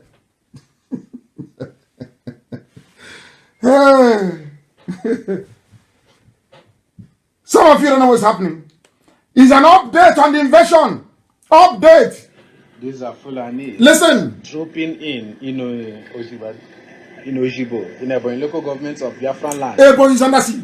Another one. That they bought some portion of land here. And we resist them because we never sold. Of course, we resist them. We are IPOB. We resist. IPOB. We resist. We stand firm as the villagers troop out in mass to tell them that this place belongs to Biafra. And they should go and collect back their money from whoever they gave it to. IPOB in Ebonyi, fighting on 8 fronts in Ebonyi. We are in 8 locations in Ebonyi fighting Nigerian army, fighting Fulani Janjaweed, fighting the complicity and idiocy of the governor, fighting the complicity and idiocy of the politicians in Abuja making promises. IPOB is on the ground fighting. All you want me to do is to give you every secret, tell you everything we are doing. When we fire 1 shot, I'll come back and I say, oh, today we fired 1 rifle in Ebonyi. Are you not foolish? You want me to tell you everything that we are doing? You think our people will follow me if we're not doing anything? Is that what you think? Is that what you think? You mask your jealousy with stupid words that come out of your useless mouth. Because you know we are whiter than white and whiter than snow. Untouchable, spotlessly clean. That is why I say to anybody anything I want to say, that you cannot say the same thing. None of them can. They cannot. Because they are compromised. I'm not saying you shouldn't work with me, but you must be clean. Very clean. Spotlessly clean. Not 1 leg in the zoo, 1 leg in freedom fighting, or 1 leg in resource control. Do you have a resource control anymore? That's an argument for idiots. What's resource control? Did we not force you to abandon resource control? It was IPOB. IPOB forced the thinking away from the source control into freedom. Common sense and ancient adage. You know, you find answer to everything in Igbo adage. Are you aware of that? Everything is there. You're looking for resource control. We were the ones that drove you away from that rubbish into freedom. Ask you to fight for your freedom. Everybody is there. We are doing the best we can. We don't need your useless money. You people with their useless sense. Tomorrow you tell us, come and give us account. I think we must have given you up to $1 billion. You don't know them all. You have no idea who they are. Look at Yoruba, they funded Amotekun. Did you hear any of them come on social media again? Tell us, how much is that van? How much is the spare tire? I can see the mirror was damaged. How much is the mirror, the side mirror? If I'm telling you, if it were to be Biafrans, or should I say Igbos, setting up Amotekun, hey, come and give us account. That's what we hear forever and ever. Let us continue. They are hiding weapons everywhere. It is everywhere, everywhere. You know, local, you know, Mwahia, where I come from. You know, local Mwahia South, the village of Oku. I know Oku very well. They have lost their ancestral land to Fulani herdsmen in Mwahia. The villagers have been battling with the traditional ruler of the place, one Martin Ugoji. Martin Ugoji. He was the one that negotiated with a so-called professor, Otunta, Yatu Mudike University, to hand over our land to the Janjaweed, the Fulani, as a Boniface, Ifani, Izuogo, Mr. Martins, Ugoji. In Oku, in Olokoro, there are a lot of Olokoro people in America. Those from Oku, they are selling your land to the Janjaweed. These are the quality of traditional rulers we have. Some idiots we are making talking nonsense about Obunike, saying I should. They think we are fools. They think we are fools. They have sold the land, and we have all the evidence. And I sent the record. I sent the video. They sent Obido Obiano to me saying what he's saying is that I gave Obido Obiano the videos. Has he come back to me again? The answer is no. I don't talk rubbish. Anything I tell you is gospel from heaven. I am under divine mandate to secure our land, to make sure that Biafra comes in our time. And if we do our maths right, if we remain dedicated and focused, Biafra will come this year. If we remain resolute, unwavering, don't follow the enemies what they are saying. Remain focused. That attack I asked you to launch, maintain that attack. Don't deviate. Don't allow them to deviate you. They are working for Janjaweed. Don't allow them. Focus on the line of attack. Our aim is Asorok. We're not moving from there. We are not shifting from Asorok. That is our gateway. Don't move from there because it's empty. It's empty. Don't let them deceive you. If we work hard this year, I'm telling you, before God and man, Biafra will come. If we work hard, simple by working hard, what do we need to do? It's like pregnancy, they can't cover it. I want to know the most corrupt diplomat in the world in Abuja. I said the most corrupt can never support this grand deception. There is no Buhari in Asorok. As simple as that. If common sense cannot tell you that as a Nigerian, then your mom wasted time carrying you for 9 months in the stomach. Because I'm telling you, I don't know how to describe you. Our attack is also we are not moving from there. I made my post before I came on air. Somebody said to me, oh, you're not talking about Buhari's anatomy today. I said Buhari is dead. I can't talk about him. He's a dead man. Can't you see? Are you blind?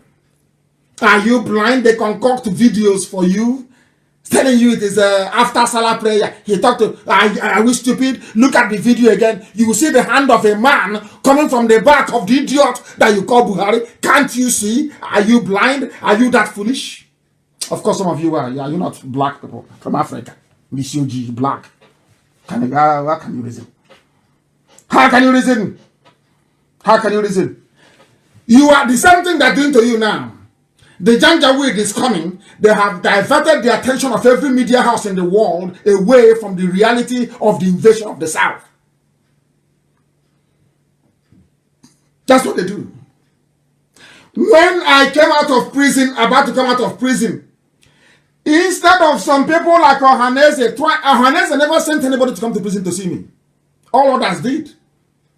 Ikedife, our late father Ikedife, sent somebody to prison to come and see me. Not once, not 2 times. Everybody came. Ali Bodibam Foundation came. Nzukumuna, they came. Ohaneze never came. They never sent any delegation to come and see me. Not one. And when I came out of respect, I went to Enugu, to the house of Nnamdi, and I told him. He was in the USA. I went 2 times to go and see him. I said, this is the situation. They are going to come. They will come. It's only a matter of time. That don't let them divide us. They are coming. I will listen to you, but you must do A, B, C. If you do it, we are secured. They couldn't do it. They couldn't. And today, are we not dying? Are we not being killed? Instead of them to come out and say, we apologize. Come and apologize to IPOB. Say, we are sorry. That's all. Is an ancient proverb where we come from. You must apologize publicly. Publicly. That we got it wrong. All of you. You will say, we got it wrong. IPOB was right. You must say it. You must say it before our people in public, that they may know we preach the truth. You must say it. They are now smuggling arms. Arms are coming in from everywhere. The Janjaweed across the Sahel are moving into the south. We are discussing it now. It goes in through one ear. It goes out of the other ear. When the slaughter begins, when the great slaughter commences, I will tell you today what the UN will tell you. All of you letter writers, writing letter. I don't know why I'm in the mood to always be giving adage, because I don't know how to say it in English language. You leave the main point and you're discussing something that's irrelevant. They have come to our land. Who are the people that have been right from day one? You're asking for who to believe or who to follow or who to support. I'm asking you, who are the people that told you that they were coming? Who are the people that prepared for their coming? Who are those fighting them? When they said that we are fighting Fulani in Ebonyi, do you think the spirit fighting them? Is it IPOB? Is it IPOB? I don't know how else to explain to people. I don't know how else to explain to them. But I know that our Asorok is empty. Despite their Janjaweed, what they want to do is to divert our attention. What they want to do is very simple. If Nnamdi Kanu and IPOB continues to hammer on the fact that there is no president, they will unleash war. This thing that the Janjaweed are coming is the brainchild of El Rufai and Mama and Daura. What they want to do is to say, if you're saying that there is nobody in Asorok, and knowing the consequences of such revelation, what we're now going to do is to instigate war. There's going to be a war. So the world will be talking about the war and not about who is in Asorok. And they know that very well. And I'm telling them that Fulani must know this today. Today's date is the 27th day of May 2020. Let me say this to the Fulani who are listening, all over the Janjaweed, all over the world. By the time we finish the encounter in Biafra land, the Hausa people will overthrow all the emirs in the north. Write it down. It sounds funny now, isn't it? It sounds very ridiculous and unbelievable. I am telling the Fulani Janjaweed, this thing you have started, by the time we are done with you, Hausa people will reclaim their land back from you. All your emirs will be driven away from Hausa land. Write it down. So that as I told them in the US and we are talking rubbish, write it down. When it happens, history will refer back to this broadcast and say, on the 27th of May 2020, with the time standing at precisely 16 minutes to 9 p.m. in the evening in Biafra land time, that Nnamdi Kanu said this. You see all those emirs you're seeing in the north, they will go. Hausa youths will rise up, will remember how they have been lied to. The same lies they fed the brain of people that refer to themselves as Niger Delta. The same lies. That is what Fulani does. Before Fulani conquers you, Fulani will feed you with lies for years. They will fill your brain with lies. They will bombard you with lies. After they must have weakened your immune system, they now invade you. It was those lies and their agents, like Nnamdi, that they used. I saw someone was telling me about the interview that Nnamdi gave to BBC Igbo, saying that that he's kind to IPOB, that we're not kind to him. How can we be kind to you? We have the video of you at Nikelek Resort trying to gather opposition against IPOB. I have a video of where you were instigating Operation Python Dance. You were the ones begging Abakari. Some of you that want to be vice president, you were the ones begging Abakari to attack IPOB and to kill Nnamdi Kanu. If you bring out the Bible, the Torah, and you swear on it, you know you will die. All of you, at Nikelek Resort. Archbishop Anitowo was there. There are many notable men that were there. If not for them, you would have passed a resolution condemning IPOB and Nnamdi Kanu. What is my offense? What did I do wrong? I told you the Fulanis are coming to kill you. Let us be prepared. That's my crime. Have they not come? Have they not come? I'm asking you. I want me to respect you. If I'm dead in the grave, how can I give you respect from the grave? But you planned to have me killed. All of you, you planned to have me killed. When I was in prison, some of you are running around thinking, oh, when he comes out, he will go into politics, he will help us, he will be like another dumb, stupid who was richer. As if I want money, I don't need your money. None of you sent me abroad, my father did. So, I didn't win lottery to go to overseas. My father sent me abroad to go and study. So I wasn't raised that way. My father did not raise me to become material conscious. I'm not that sort of a person. It's to serve the public.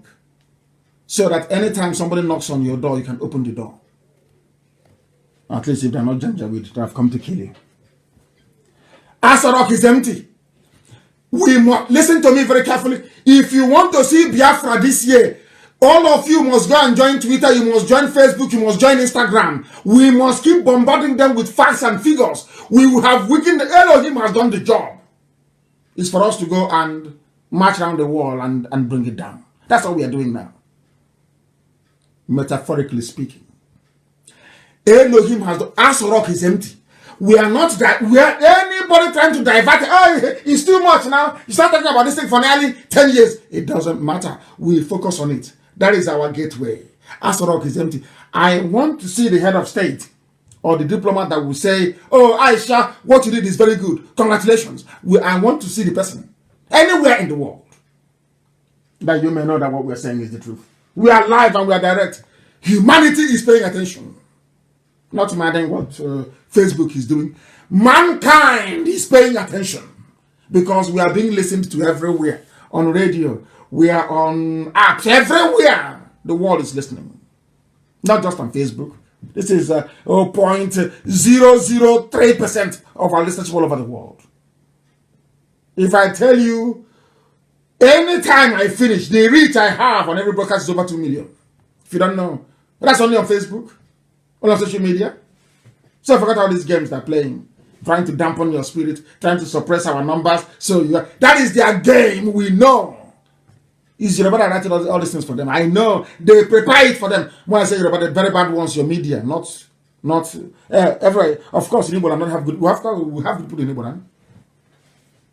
Even in Ijo land, we have good people, very good people. Can't you go to my page and see it? Good men and women in Ijo land. We are growing. But we grow on the truth, not by suppressing it, on that truth. All those lies they told you, Igbo man is your problem. That is what I'm exposing. I am exposing it that the world may know. The Igbo man was never your problem. It's those occupying every position in NMPC. Those running the oil, those you guide pipeline for. You're not ashamed. You're a pipeline guard for Alamachiri in the north. That's why they say Jigawa owns the oil. Who is the idiot now? Just blabbing mouth, stinking mouth all over the place. Mad people everywhere. Asorok is empty. Let's listen to a Yoruba pastor. They can't give me credit. They will, as I told you before, they always look for Yoruba person to give the credit. Yes, that's how they are. The same way an Igbo man, I mean, sitting down, hey, so does it mean after all these things, hey, people will say, Nnamdi Kanu made it possible. Why not me? Instead of that, let me destroy everything. That is one dangerous, very evil and dangerous threat you have in an Igbo man. So everybody has their own fault too. Everybody. And it's our duty here to highlight it. If you know the one I have done, you tell me. Not empty allegation, substantive. Substantiate what you're saying. Let us listen to what they have to say about when I warned you that Jibril is in charge. Let's listen to a Yoruba man. I'm sure some of you pay every week. You give him money to maintain a very lavish lifestyle. This is where you pay your tithe. So you listen to him. At least Igbos will listen because he's Yoruba. They will prefer to listen to an outsider than their own. That's how they are. That's how they are wired. Let me play it for you so you listen. It's an old clip. But listen to it because you learn from it. Listen. Listen very, very carefully. Listen. This disturbing information Listen. came from the Nation's newspaper of Tuesday, November 27, 2018. Listen. Written by one Olatunji Dare, exploded with authoritative assertions, he said. Olatunji Dare, listen, follow this thing very carefully, please. This is Oyedepo, I'm sure it is, explaining about Jibril in Asorok. He never gave me credit. I don't need it. Heaven knows I don't need it. I told you, the reason why I'm playing this, I told you only 2 weeks ago that the reason why the Yoruba media, they know the truth, they don't want to publish it is because they don't want to hear tomorrow that, oh, it came from a Biafran, it came from an Igbo man, it was Nnamdi Kanu. No! If my name was Lan Reshiti, it will be a different game. I want to prove it to you.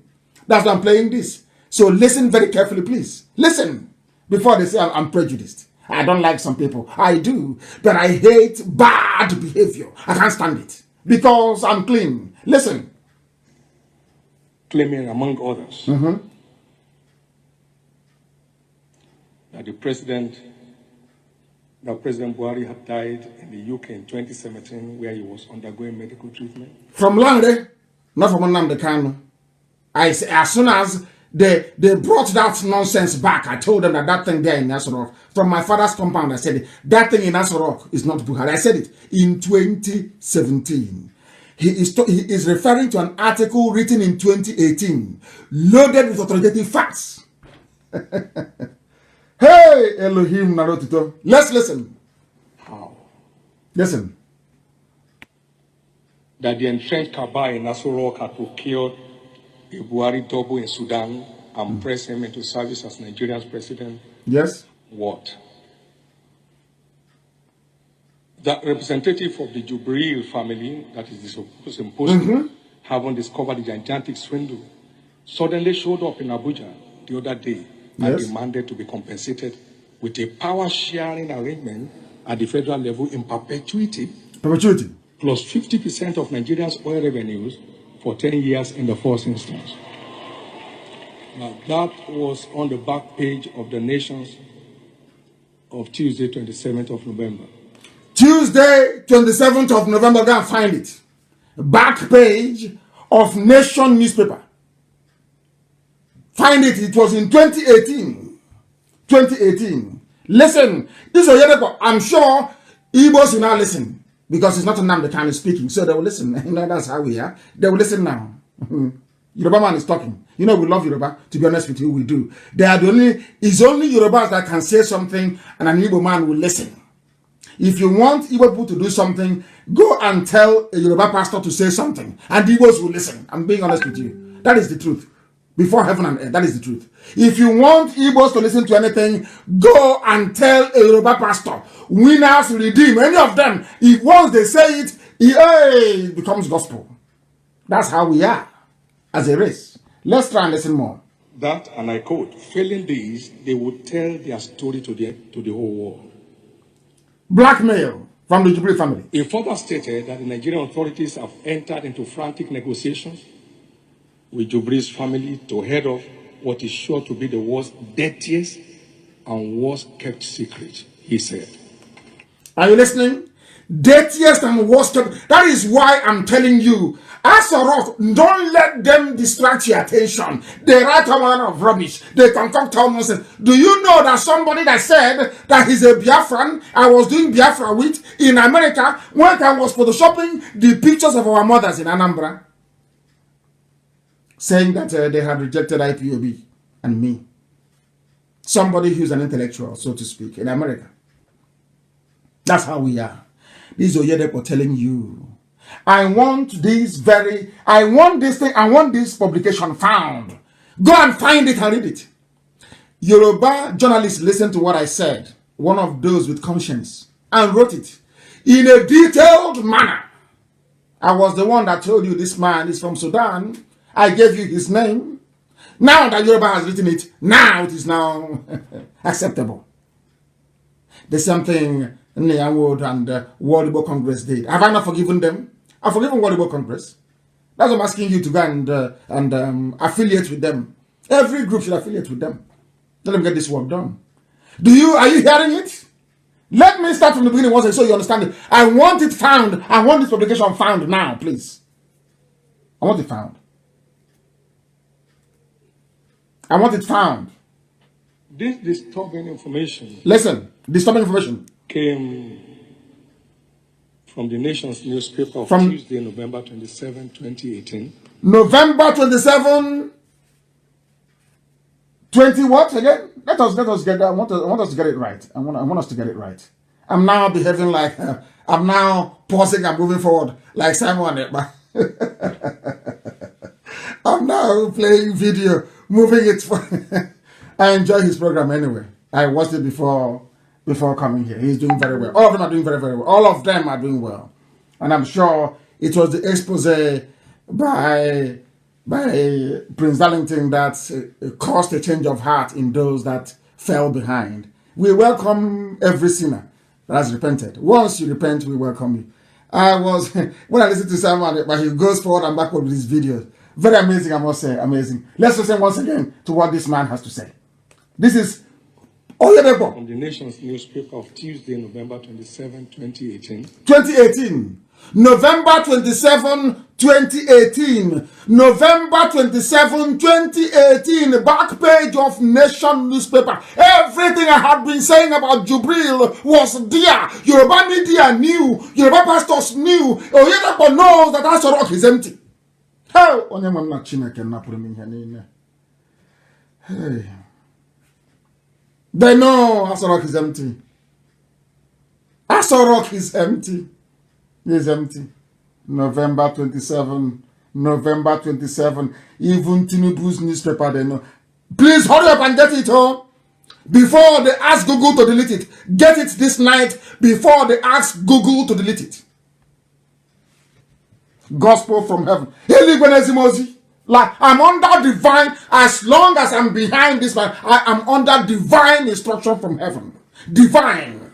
That is why I can never deviate. That is why I can never, my enemy is not there, I cannot compromise. That's why they're talking rubbish. I cannot. I can never compromise. It doesn't matter what you do. It doesn't matter what you say. Anything you do, I can never wait. I can never, ever stop until Biafra is restored. Never. Those that know me, they know. Those that died in my compound, they know why they died. They died that I can continue, that Biafra will come. That was why they sacrificed their lives, that I may continue until Biafra is restored. And they know that we will do it. By the grace of Elohim, not by any. I'm a man, I don't have any strength, I have no energy, I have nothing. Only Elohim, God in heaven, can do it. I know that for sure. And you know that the God we worship is a marvelous God. He looks into your heart. Once your heart is clean and pure, anything you ask for will be given to you. All these things that is happening is just simple prayers. That's all. Simple prayers. Let's continue. Let us continue. And to prove that what Oyedepo just said is correct, The Nigeria Air Force came out and said, we are loyal to Buhari. Have you heard of such nonsense before? During all these so-called democratic dispensation from 1999 under Obasanjo, under Yaradua, under Jonathan, under even when Buhari was alive, how can the Air Force come out and say we are loyal to our own head of state? It is a given. It's in the Constitution. You have to be loyal. Are you now following? Are you now following? They said we are loyal. I couldn't believe it when I read it. We are loyal to Buhari. How can you be? And in the picture, they showed the back of a man, not his face.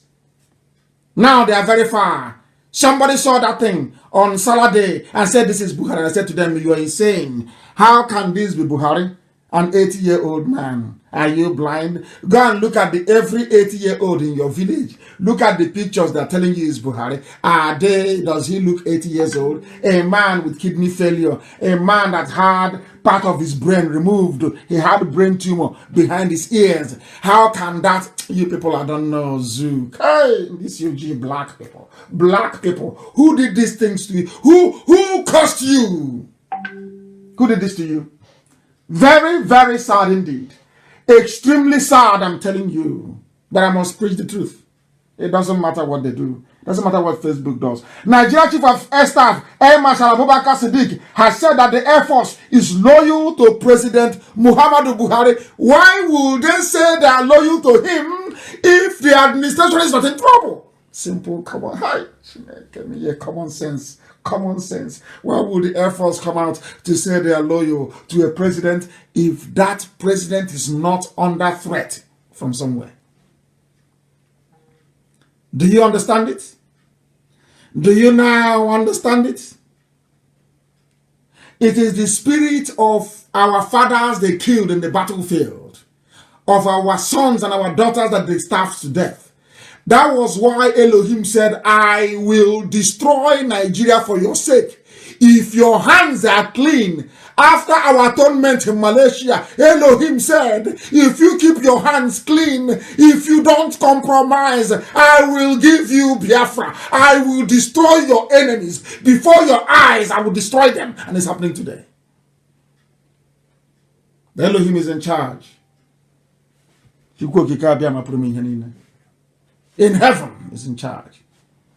The zoo is gone. That is why Air Force is saying, oh, we are loyal to Buhari. Why would you be loyal to your head of state, your commander-in-chief, that the constitution says you must be loyal to anyway? Why must you assert that you're loyal to him? Is because the world is now telling Aisha, you are in trouble.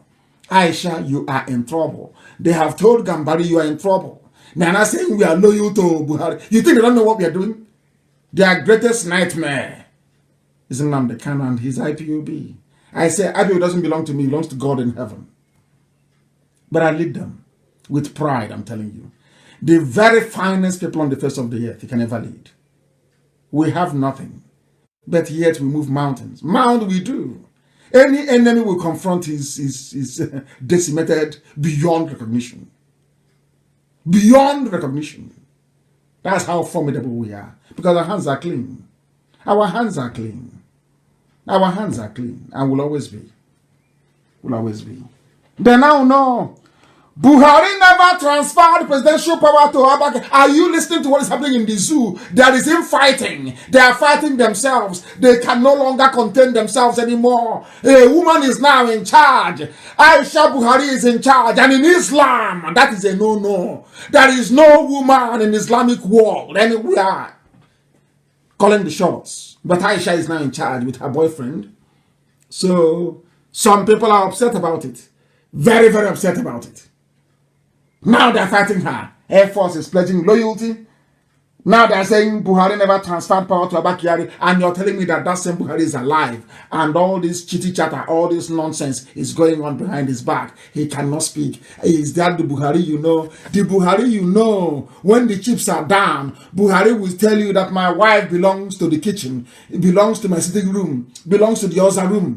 You know that very well, very clearly. Are you telling me that same Buhari is alive and all this nonsense is going on without him reacting? That means you are either a baby, you are not born when Buhari took over from Shagari, via a coup in 1983, or that you are not following politics, or that you are a dumb idiot. I'm telling you the truth. Buhari is alive and this is happening? Ah, of course not. You know that. Oyedepo knows. Yoruba media, they know. But as I got an intel, which I'm not supposed to share with the whole world, but I'll share it tonight. I got an intel. I had a meeting, very important meeting yesterday with some people abroad, not black people, by the way. And they said to me that they were making efforts, and people told them in the US that they don't want Nigeria to break. That there are some people that don't want Nigeria to break. And they asked them why. They said because that they have 300 ethnic nationalities. And then it struck me. That's what they always do. Do you see? Ahoda is an ethnic nationality. Ahoda that is Igbo is ethnic nationality. Ikwe is ethnic nationality, which is Igbo. They say Ibibio is, which is of course the closest relative to the Igbo people. They don't want to tell the world that what you have are in essence 4 core blocks of people. They tell them instead you have 300. So American politicians are panicking and say, they're diplomats, not their politicians, and say, oh my goodness, if you try to break down, there will be war in 330 places. Understand the trick. There is that same blackmail. I'm giving you information that I shouldn't be giving, but I'm giving it to the whole world so that they know. We are working hard.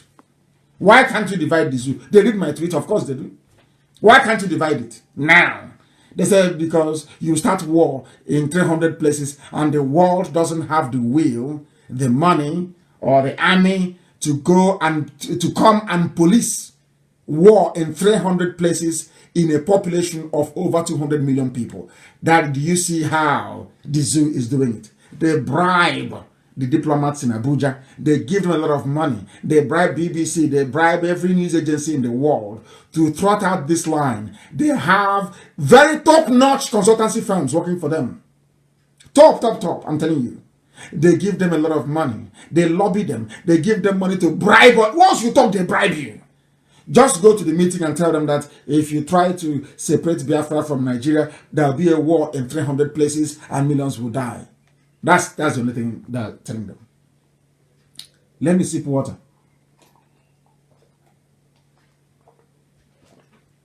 Now there is fighting in Asorok. Buhari never transferred power to Abba Kyari. And in all of the world, I want you to reason this way. In all of this nonsense, armed forces pledge loyalty to Buhari. Buhari never transferred power to. Why would Abba Kyari be mentioned when there is a vice president? Have you ever asked yourself that question? Why would they even mention Abba Kyari when the vice president is there, supposedly alive, supposedly relevant? He's a Yoruba man. And I'm asking myself, why all this debate about did Abba Kyari did Buhari, of course, Jubril, give power to Abba Kyari or not? Where is the vice president as constitutionally stipulated? Where? I hope it's now becoming a little bit clearer, isn't it? I told you, we dissect the zoo. We dissect the zoo with facts and with figures. So to engage your brain, I want you to ask any Alamajiri anywhere in the world, is it possible those that actually managed this evening that can spell cat? For those of them who are listening, CAT is cat. It's called, in alphabet, it's called C, but it's pronounced K. So I'm teaching them. So by Sunday, they'll be able to acquire some brain to teach them this. I'm asking, if everything is well inside Asorok, why would there be a debate as to who transferred power to who when there is a vice president that power should go to automatically should anything happen to the president? Simple, common sense. Common sense. Zoo used tissue paper. Garba Shehu reacts. Garba Shehu, he had been sacked by Aisha because this Garba Shehu was working with Abba Kyari. They were the ones that locked Aisha Buhari away from her quarters, humiliated her. Now this is her revenge. Garabashev is now talking from the sidelines. He's no longer prominent. He's no longer appearing on their Janjaweed news channel, Channels TV. Haven't you noticed? Femi Adesina is fighting for his job, saying, I will not talk. Don't sack me, I won't talk. Do you see what we've done to them? An idiot will come tomorrow and say, what have you done? Every time you're talking, every time yeah, idiots. But God created the world with speech, word of mouth. See how stupid they are? Hey, Sabon Tike, they don't reason very well. They don't reason. Yeah. You preach to them and they call it all manner of names. But they go to their useless pastors every Sunday to hear rubbish. Let's pray for Nigeria. We are here to educate them, to silence the idiots. But they have collected money from the zoo. You can't silence them. They must speak. They must justify the money that they're receiving. They must. Transfer of power. And people are telling me that the zoo is normal. Of course it is not. Air Force pledging loyalty. Where have you seen that rubbish before? US Air Force pledging loyalty to Trump. That is rubbish. That tells us something is wrong. There's a power tussle. That is what we are taught when we are small, as babies, when they used to tell us about folklore, tell us stories under the moonlight, to groom you to reason critically. You know, in Biafran culture, we tell little kids stories by the moonlight about the tortoise and the chicken and all the rest of them and the fox. So to engage their thinking faculty so they can begin to reason critically. So that when something like this happens, when Air Force pledges loyalty to a president, you know something is wrong. When somebody comes out to say power was passed over to ordinary chief of staff rather than the vice president, you know something is wrong. It's called common sense. Their ability to reason. I must preach. We have gone over 2 hours, but the Elohim said I should preach now, so that's how I preach it. Please. Aisha is now calling cabinet meeting. Boss Mustafa is now the vice president. Are you people listening at all? Are you following what is happening in the zoo? Aisha is calling a cabinet meeting. Can you believe that? That somebody actually went out and wrote and said, President Buhari, please call your beautiful wife to order. She's trespassing.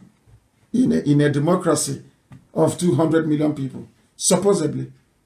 Or should I say, allegedly. Allegedly. And all of them are quiet. It's the 20. Oh, who is going to contest now in Igbo land? What they're going to do is they think they can distract us with their useless presidency. They think they can get us to abandon what we are doing by talking rubbish, election, PVC, all that crap. Again.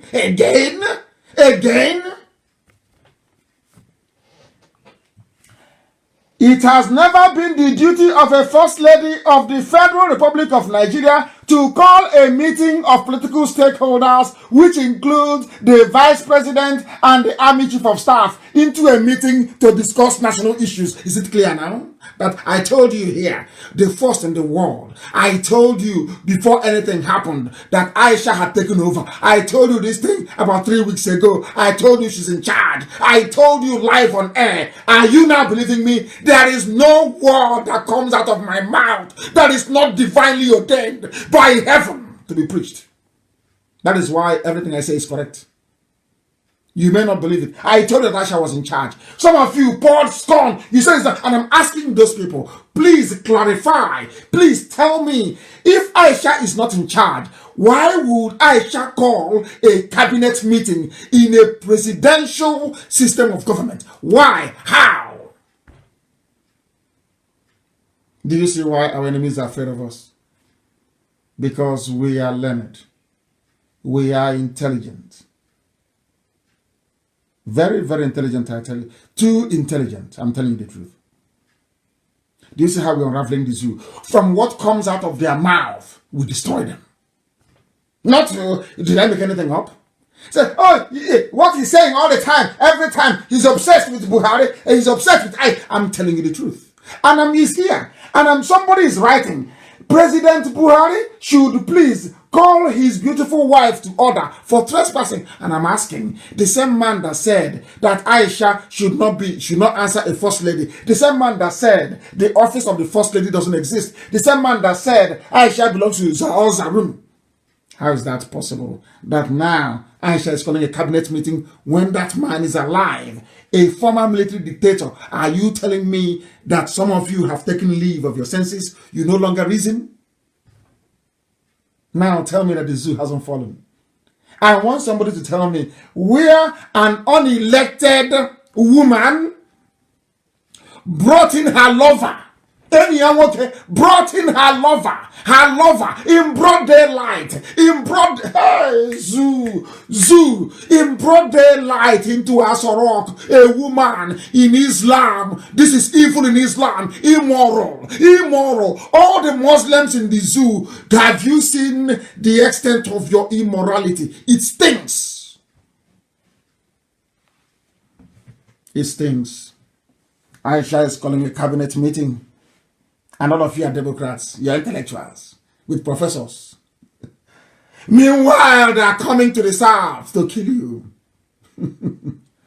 All of you are under a spell, a Janjaweed spell. I don't know if it is in the suya they give you to eat, maybe in the watermelon they were bringing you, maybe in the tomatoes or in the onions from the middle. I don't know where it comes from. You people are under a spell. Your stupidity has no equal. I have never seen 200 million people so idiotic anywhere, and there can never be anywhere else in the history of mankind.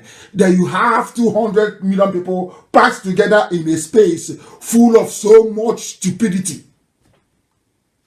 that it can go around the whole world 1,000,000 times over. I have never seen cowards calling other people cowards. These are idiots. A woman is in charge. She was not elected. Had she been elected, fine.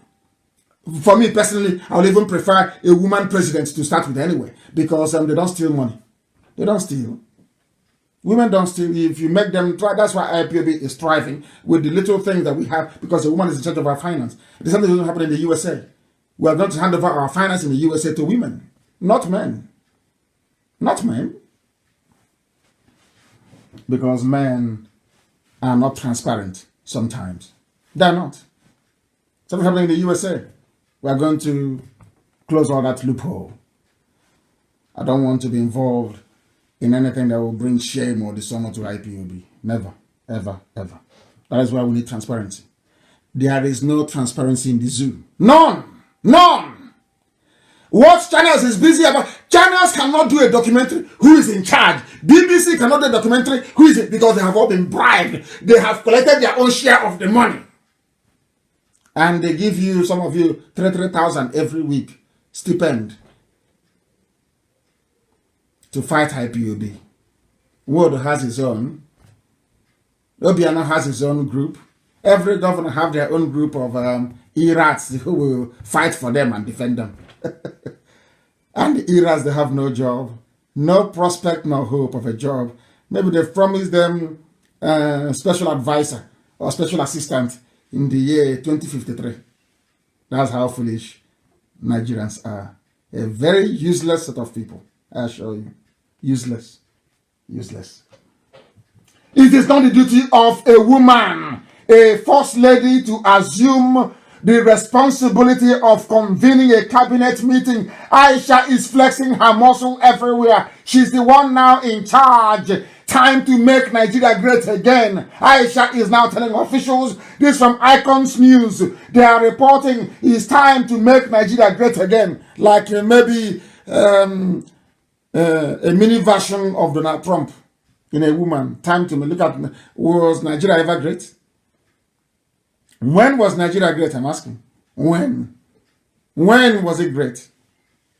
There was never a time that Nigeria was great. For your information, let's make Nigeria great again. A woman that belongs to the house room. A woman. A woman. Unelected. Unelected. I'm sure they are panicking right now. Hey, Zoo is shaking. Zoo is shaking. I'm taking you through a sequence, line by line, what has been happening in the zoo to buttress the fact that there is no president. there is no vice president. Aso Rock is empty. It is absolutely empty. There is nobody there. It's empty. Empty. They said the other day, presidency is now probing Abba Kyari to, after the program I did, they now changed and said the presidency denies Buhari is probing late Kyari's office and appointments after the program I did on Sunday. They have now reversed and denied it. That's how the zoo works.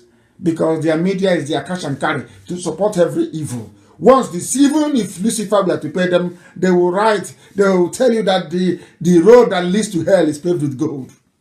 I'm telling you, Nigerian journalists. If you come there, that Lucifer is drinking champagne, they are drinking champagne. In fact, anything is free Wi-Fi. If you go there, it's free data. Anything you want in hell, you will get. The Nigerian media will do that for you very quietly and neatly. Once you pay them. Nigeria. Great when that was not. It was never great. At no time was it great. It's been a banana republic from day one, running a rentier economy. They sell crude oil and they import everything, including toothpick. They import everything, including toothpick, into the zoo. Panic as Buhari probes Abba Kyari's office. It was carried by a slightly respectable Guardian newspaper. And yet, the next minute they deny it. Because they know the heat is on. They know the heat is on. They know the heat is on. Everybody who ever works with Abba Kyari, for humiliating Aisha Buhari, they are under threat of being sacked from their position.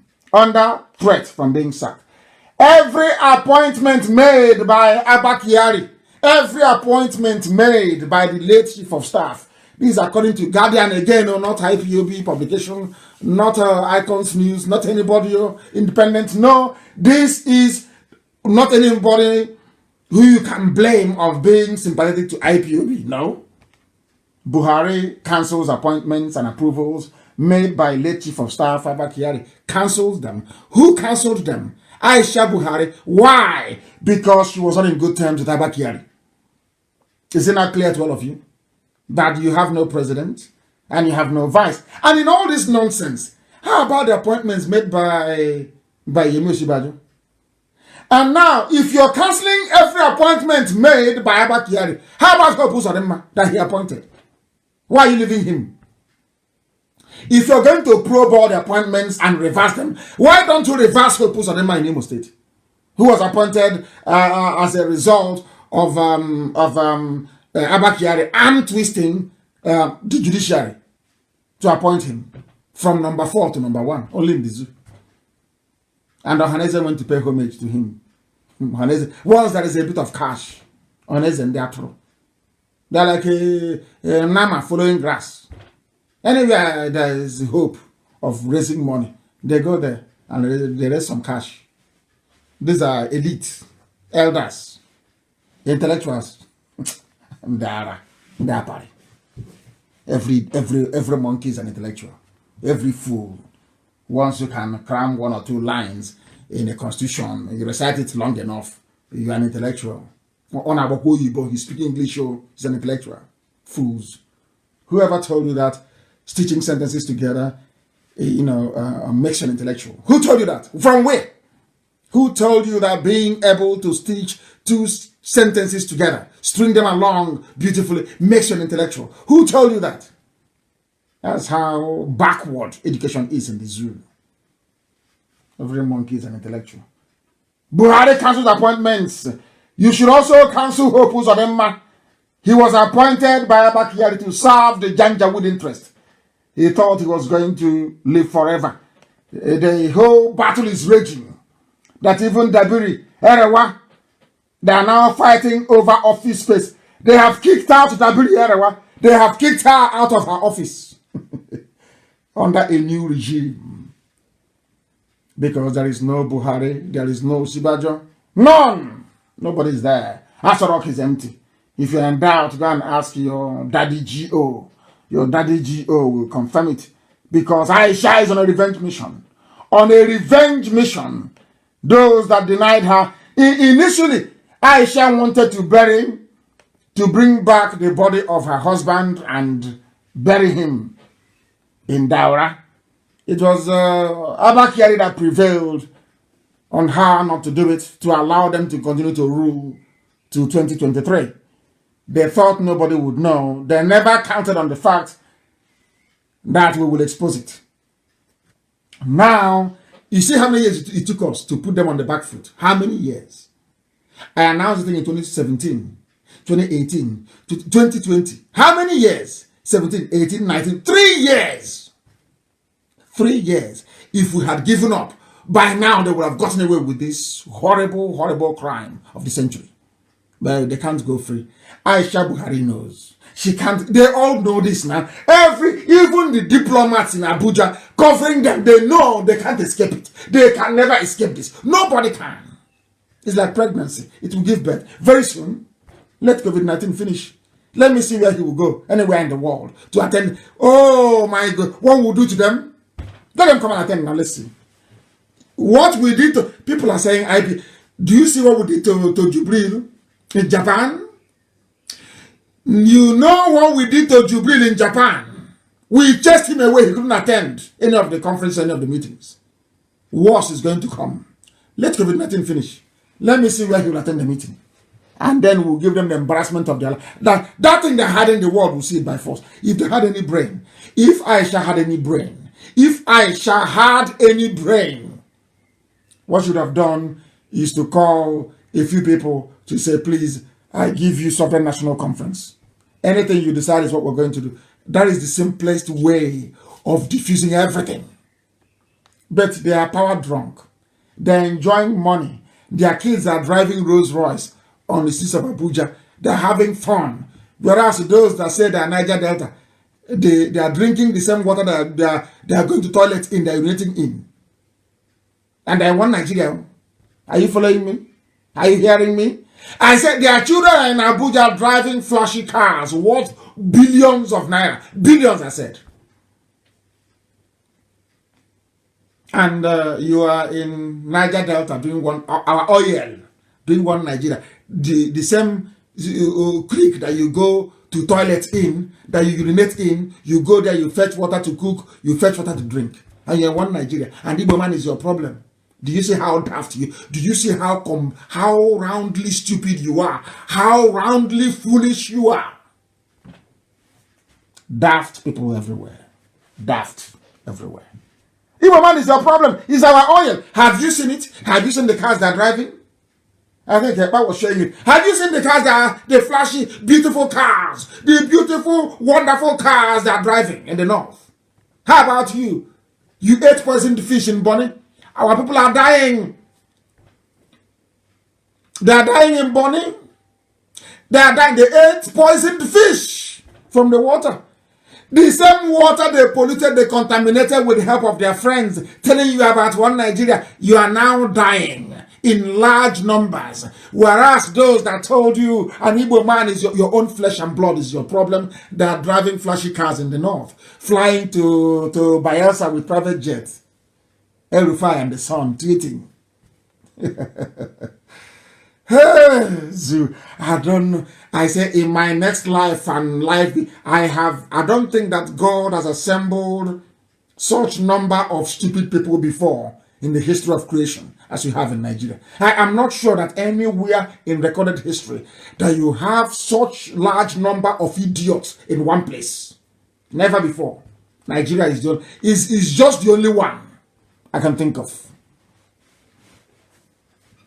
My goodness. She doesn't have the power to give us referendum. How can she give us referendum? They want to be drinking oil. You've not heard them before talk about their oil. I'll play a clip for you later on. You'll hear what they say about the oil.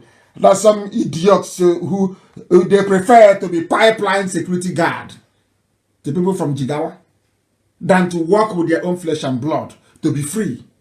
That's why I told that they're agents of the zoo. But some of you are unreasonable. Because they come and say, we are fighting for our freedom or free. You think they are real? They are not real. They can never be. They are not real. These are agents of the zoo. They are working for the Janjaweed. They are agents of the zoo. You don't know that? They are playing with your brain. They know you know nothing. You see them, they be talking. You think that they are not normal. They are agents of the zoo. Once after doing this program now, they will go and take permission and say, oh, allow me to respond now. Please, allow me to respond to him. Allow me to respond to him. That's what they will say. Allow me to respond to him. News is coming in everywhere. Hey, there's even one. Brad sent it to me December 5th, 2018. Hey, Buhari's double. A postscript. Buhari's double.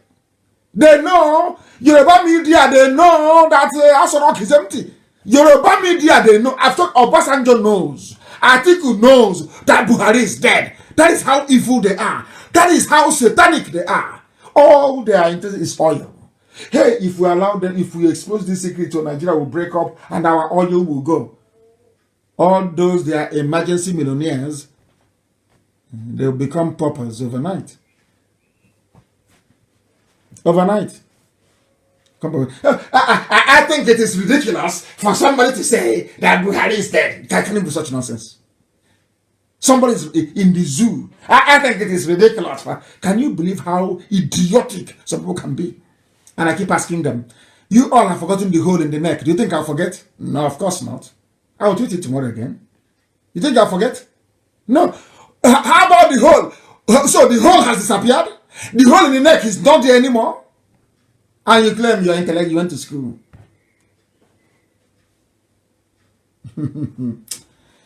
Oh, dear me. Zoo is panicking. Zoo is gone. They are gone. They are gone. Chief of Staff, this is Sun newspaper. Screaming headline. Chief of Staff, Secretary to the government on warpath. Labour vows shut down if he returns. Have you not read it? How can you have a president or a vice and the ordinary chief of staff appointed newly and the secretary to the government who is doing the job of Osibajo are on a warpath? Are you people that dumb? Are you that foolish? Are your brains blocked? Or is it the way I'm saying it? Am I not communicating very well? Are you not understanding my English? Is my English not ordinary enough for you to understand? I'm asking you again, if the president is there, why would a newly appointed chief of staff be fighting or be on a warpath with the secretary to the government? The oil people. Oil is our oil. You want our oil. Those are the agents of the zoo. Anybody who comes to you and says Niger Delta this, Niger Delta that is an agent of the zoo. Is an agent of the zoo and cannot accomplish anything. They know it's impossible. They know that Biafra is possible. Niger Delta rubbish is impossible. Impossible. I heard one idiot telling me that, as I said earlier, Bini, people from is the old Bini kingdom, all the way to Obar in Anambra is Bini kingdom. Because of the last of Ohaneze, what the atrocious damage Nnamdi did by not uniting the family. By not uniting the family.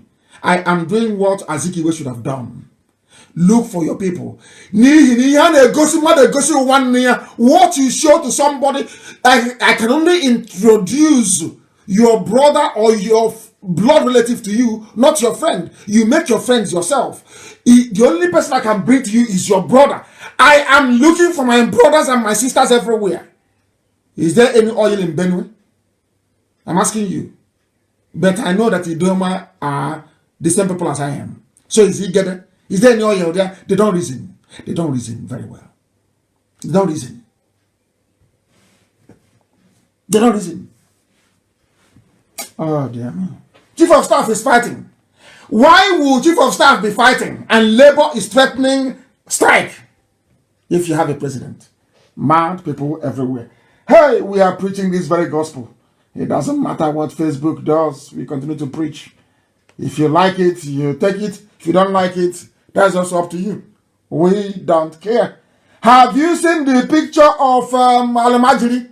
When I said to all of you that they're all Alamajiri in the north, you didn't believe me. You know why I love Elohim? Every time when I utter anything, it won't be up to a week. Elohim will show me proof. There is a picture being floated. I think it's from Politics Arena. You see Ganduje as a street boy as Alamajiri in Kanu. Alamajiri, There he's the governor, stealing to his heart's content in a country of intellectuals. In a country of intellectuals. They are all Alemajiri, as Tanko Yakasai said. They are all Alemajiri. In their combined tenure of 16 years, I tweeted it earlier before I came on air, and I will command and ask you to go on the tweet after this very program. Obasanjo, Yar'Adua, and Jonathan, they borrowed only a total of 12 trillion naira, only in 16 years. But I can assure you or tell you this evening that in only 5 years, Fulani cabal running the zoo on behalf of a dead Buhari, they have borrowed 18 trillion naira and still counting. When do you think, or where do you think all the money is going to? It's Fulani headsmen, that is, which is Mietiala, terrorists. They are funding their terrorists. They are expanding their territory. They are bringing the people from all over West Africa to come into the zoo, to come into Biafra land. So you don't know. That's where the money is going to. Do you hear them talk about it? Hey, if it's an Igbo man now, he come on. Can you tell us where all that money, where is the money? Can you come and account to us on Facebook? Where the Hey, anyway, every ethnicity have their own fair share of mad people. They have their own fair share of mad people. I can assure you.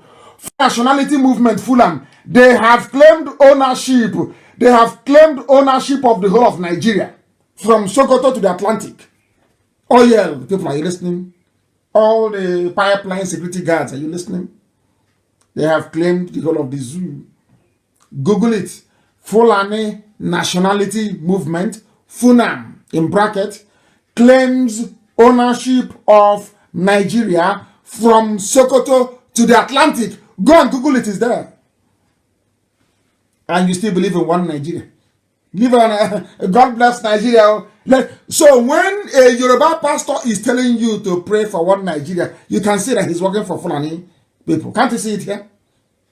Are they telling me they don't know about this news? Of course they know. But they know what they're doing. They know what they're doing.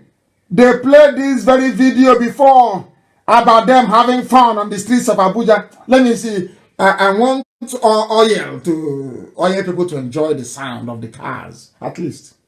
You know, as you're going now to the stream to fetch water from the same place where you go to toilet and urinate, I want you to listen to the sound of cars of Fulani Janjaweed Alamajiri, the type of cars they are driving, having fun in Abuja, as you're eating a dead rotten fish that will kill you.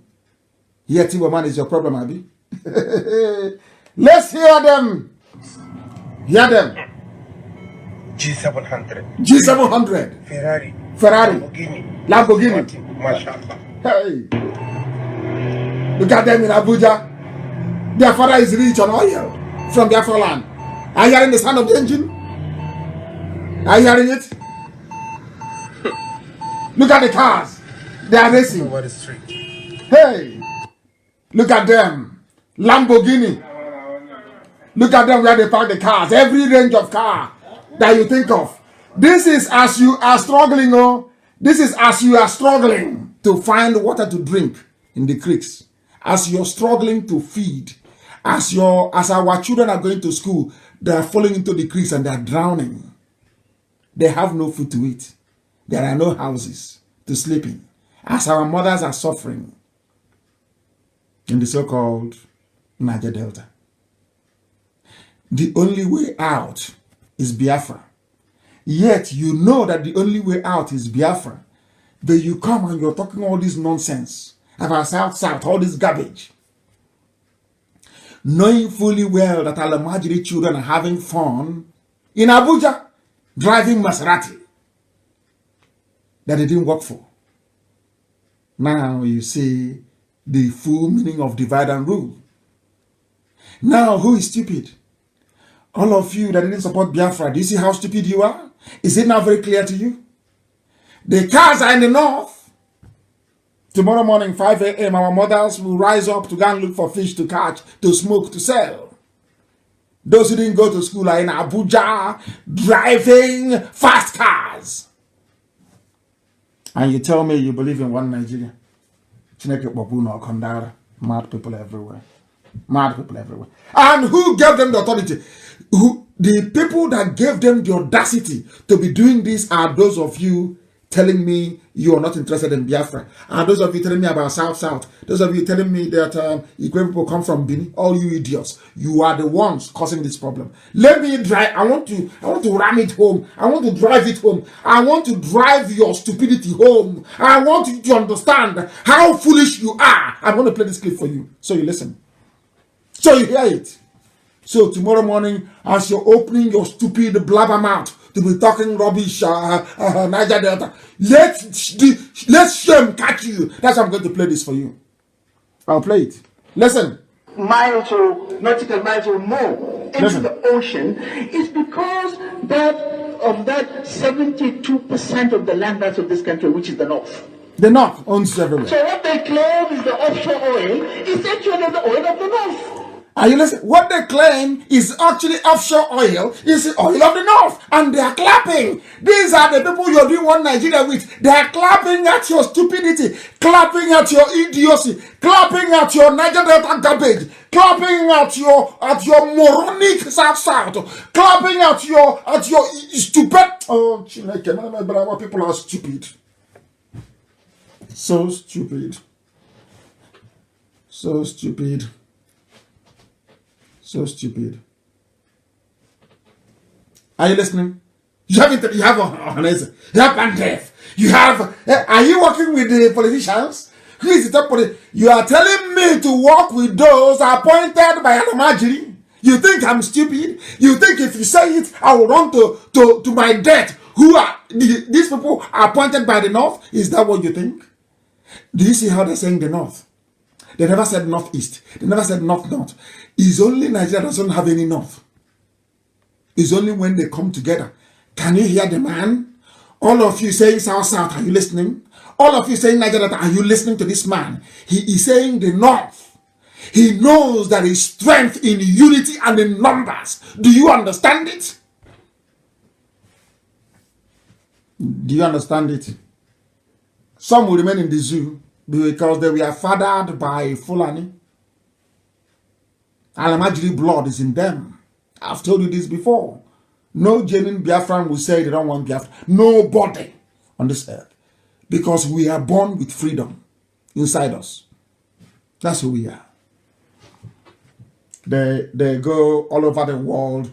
They hire people. They go to Israel. They go to Facebook. They pay them who try to frustrate Biafra. They go and open fake accounts and they're yapping rubbish. And we spend time responding to idiots instead of blocking them. These are fake. God open them. They are all fake. Fake. Because they think that the mind of a Biafran is very, they can subtly to manipulate you into hating yourself. And that's, they've succeeded. Listen, the oil belongs to the North, not Jigawa this time, the whole North. And they are clapping. These are the politicians you go to meetings with. They are clapping. It was covered by Channels TV. They are clapping in Channels TV, laughing at all of us. You Biafrans, you Easterners. They are laughing at you. You are stupid. Your oil is our own. We have divided you. Let me show you. Listen. If anybody should own it, it's the North. It's the North. That was the oil. So we should stop using these terms that have no sense at all. There are no oil producing states. Are you listening? It is only the Nigerian state that produces oil. Nautical miles. Are you listening? Did you hear that? All the oil belongs to the North. They have said it openly. It is not hate speech. Nobody's complaining. You don't have the Nnamdi complaining. If it is me that says such a thing now, hey, they will call all of them. Are you there? Where's our boy? Are you there? Say something. Nnamdi Kanu say something. Come on, respond to him now immediately. He does to come and make one stupid video looking like Ewi Nkapi talking rubbish on video. Is it not clear to all of you that you are all slaves of the North? By the North, they mean Fulani. They are very clever. They know they cannot keep saying Fulani. They need to carry along the docile, conquered North. All of them. They are united under one thing: hatred for Biafra. Hatred for everybody. If your mother is tying two-piece wrapper, they hate you. It doesn't matter if you're Asian. It doesn't matter if you're from Ogoja. It doesn't matter if you're from Igede. It doesn't matter if you're from Obubura. It doesn't matter where you come from. Once your mother ties two-piece wrapper, you are nyamly to them and they will hate you. Simple common sense. Some of us lack. Very sad indeed. Very, very sad indeed. We are moving on.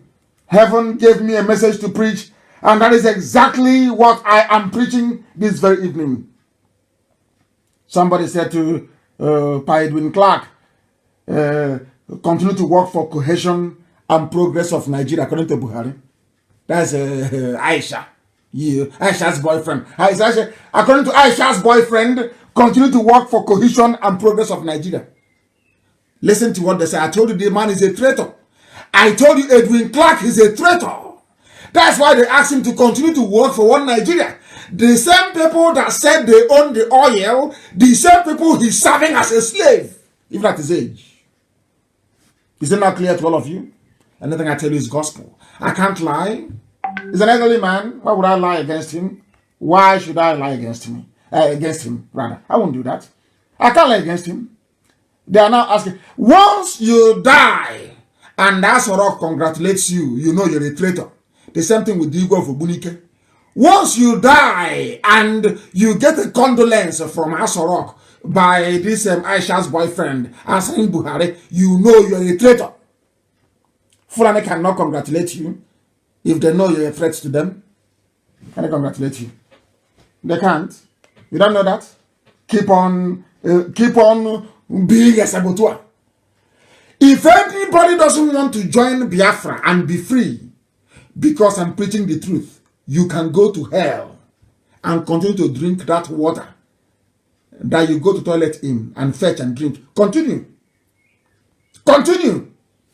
Because you're afraid of the truth. Because you're afraid of the truth. Unbelievable. El Rufai's son targets Igbos and IPOB in a tweet. He was in a private jet, actually in a private jet, bought with oil money from Biafra land, tweeting against IPOB.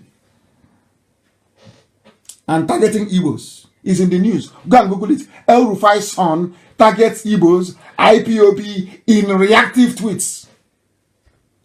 That tells you it's only IPOB they're afraid of.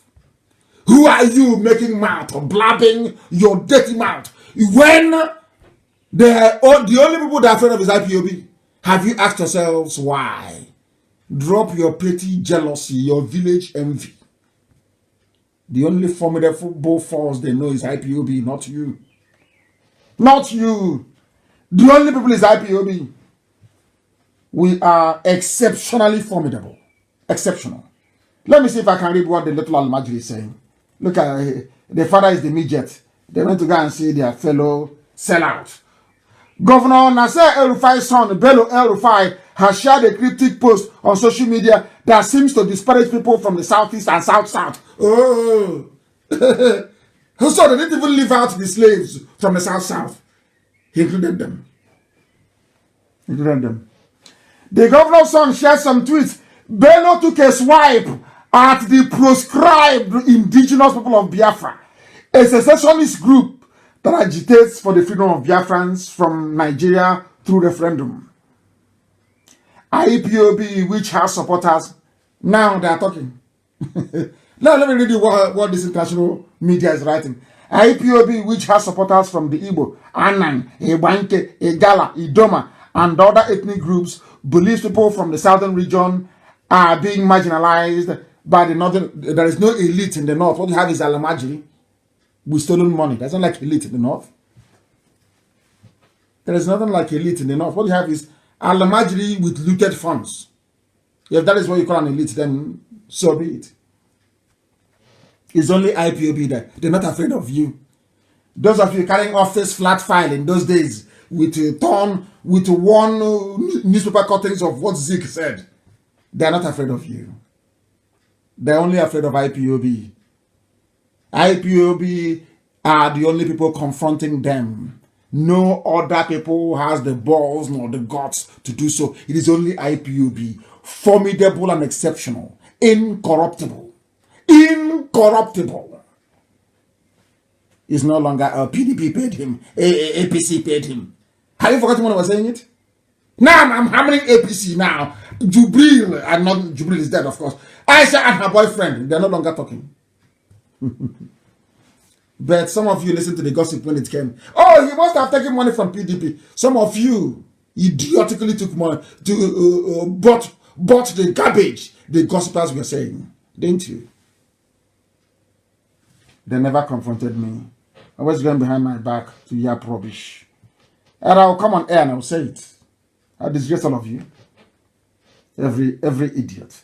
Let us listen to those who have something more important to say. We are live and direct. They said they are going to, you know what they have done? Because we are making progress across Biafra land.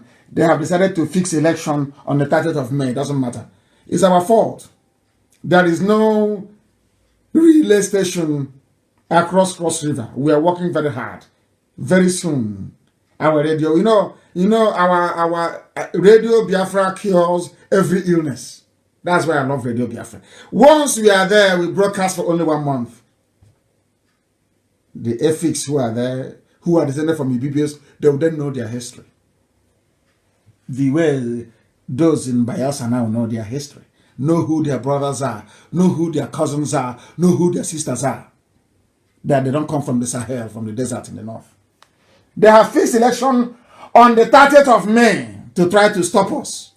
That's what they're doing. You see Alamajiri, election 30th of May. They have forgotten that it was Gowon that created Cross River State. And he called it Southeastern Nigeria. How many names are you going to answer? They called it Southeastern Nigeria, Cross River State. Now they have moved that southeast into the... Hey, Zoo. There are some people writing garbage. Nonsense about Igbo land being landlocked. I want to educate some people, including the oil people of Nigeria. Oil. Those who are talking rubbish. I want to play something for you to listen. Please. Good morning, Mazi. It's me, David Njoko. Listen very, very carefully, please. I want you to pass a message to our leader to continue. Listen. Especially on his teaching. And the great man talking. As regards Ubopon corrupt people, Andoni and Bonny Eji of River State. This local government, especially Andoni Opopo and Bonny, speaks Igbo dialect up to date. This is an Igbo man. This is an Igbo man, of course. He's an Ikwere man. Ikwere man is now giving us history. Ikwere, he's an Igbo man, of course. He's not giving us history. To let every fool know that Igbo land is not landlocked.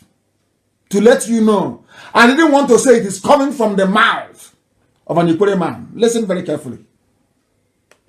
While Andoni speak a combination of Igbo and Ibibio dialect, which they call Obolo. Are you being educated? Obolo is a mixture of Igbo and Ibibio dialect. A mixture. A mixture. Are you now following? That your dialect doesn't mean you're a different person. In Ibek, we speak a different dialect from my cousins in Ohoho. That speaks a different dialect from those in Olokoro. Olokoro is different from Obaka. Obaka is different from Usurimo.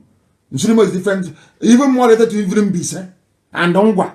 It doesn't mean we are different nationalities. What is wrong with some people? Which school did you people go to?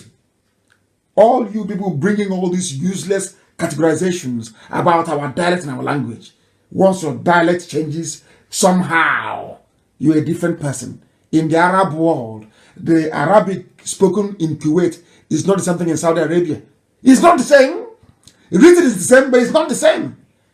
In the UK, the English, the dialect, the accent of somebody from London, Cockney is different from somebody from Anglia, from East Anglia, from Ipswich, and from Colchester.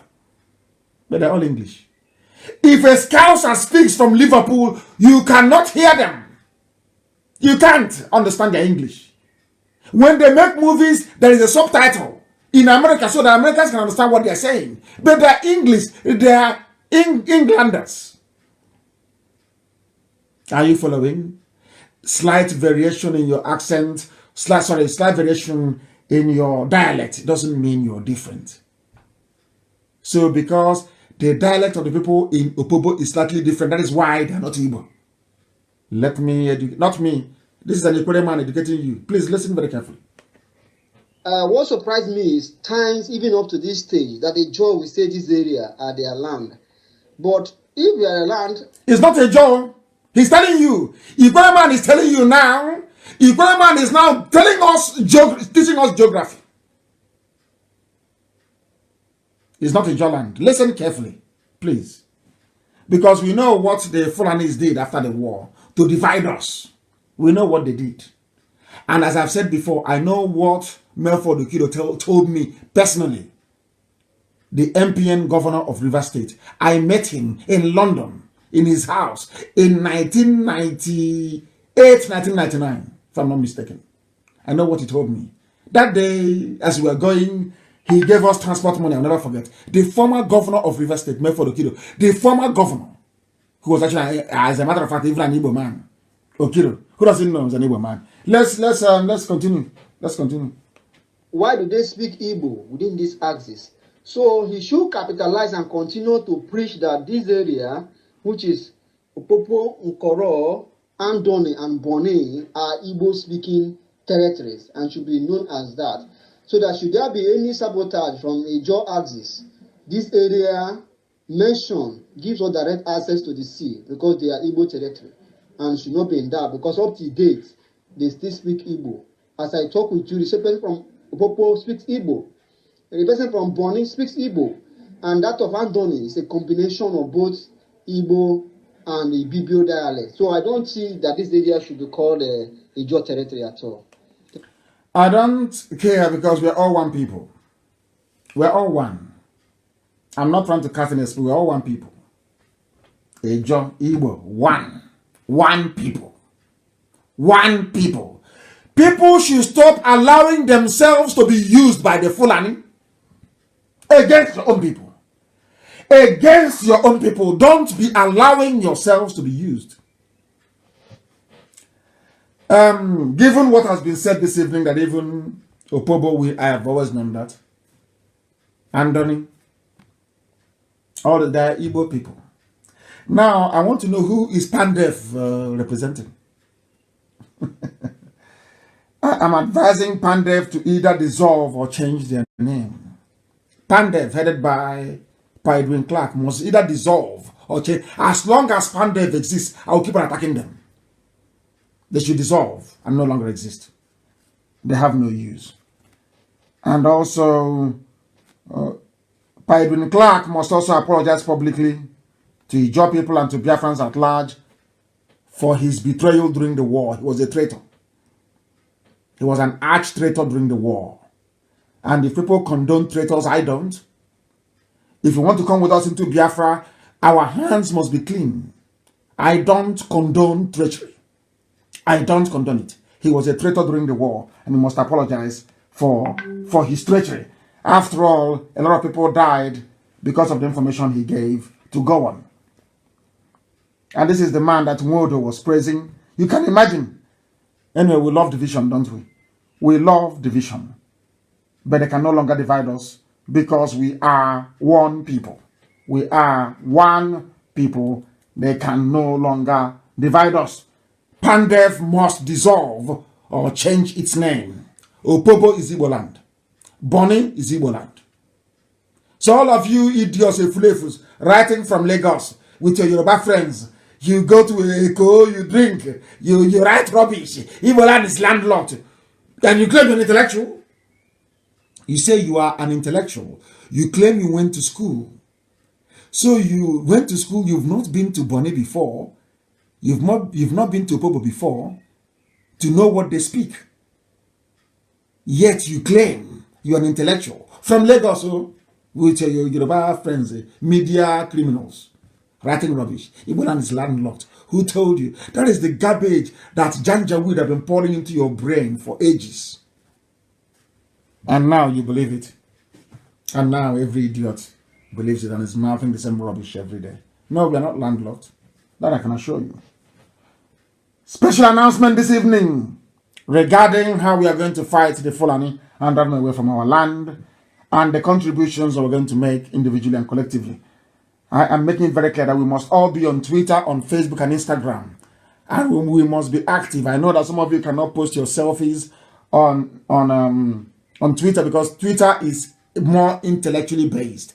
Very, very important. We all go on Twitter. Everybody must open. I am making it compulsory. Every coordinator everywhere in the world, you must get our people to be on Twitter. You will teach them how it's done. I want every family meeting, every unit, and it's every zone, every unit in the world to have somebody who is a social media person, a social media manager, to make sure that we are all on social media. Do you know why?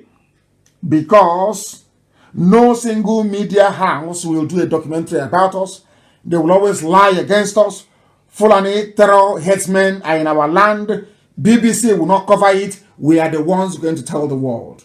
When President Trump receives 10,000 tweets, he will be forced to think very long and hard about that very issue.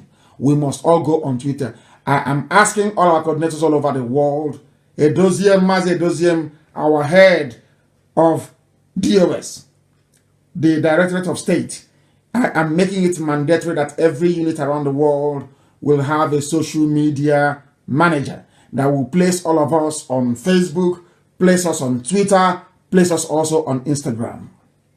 Very, very important and very critical. We are telling our own story. Nobody is telling it for us. That is why we are on all these platforms. You cannot be in your house molding block and building hotels and motels and you think Biafra will come that way. We need to flood the world with our information. And that's exactly what we are doing. That is why we are on social media. And that is why they want to get us out. Oh, it's an online country.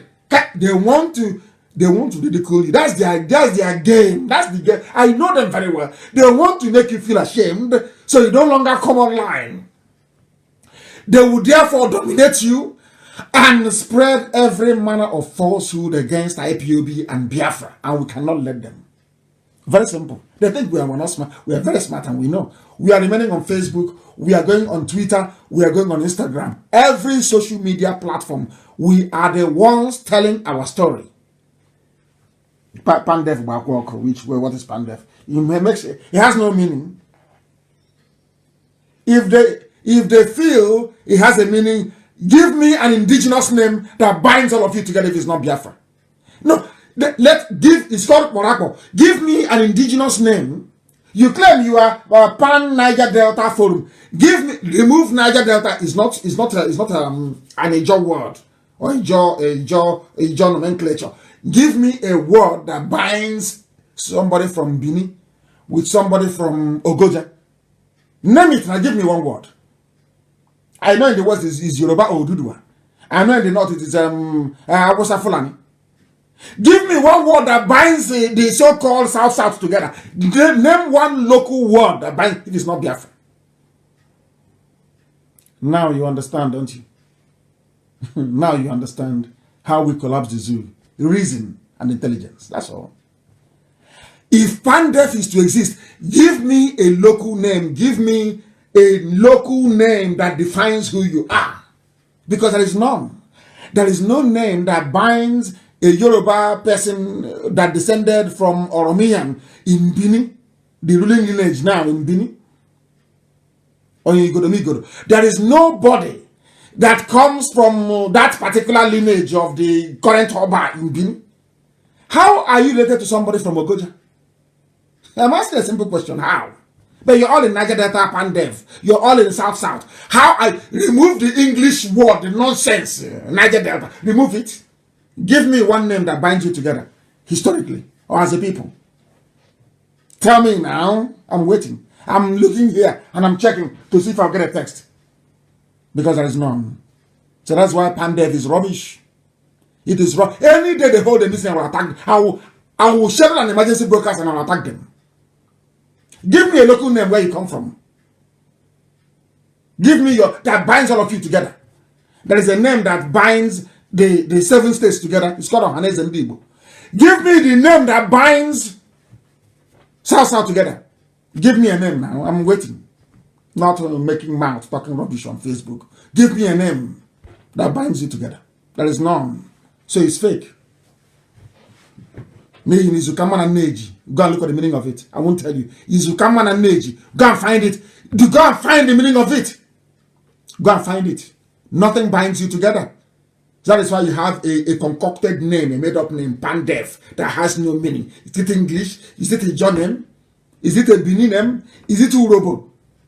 Where is it from? What's the meaning of Pandef in Ibibio? What's the meaning of Pandef in Ejaram? It has no meaning. So dissolve that rubbish and answer your name. In the north, the answer Arewa.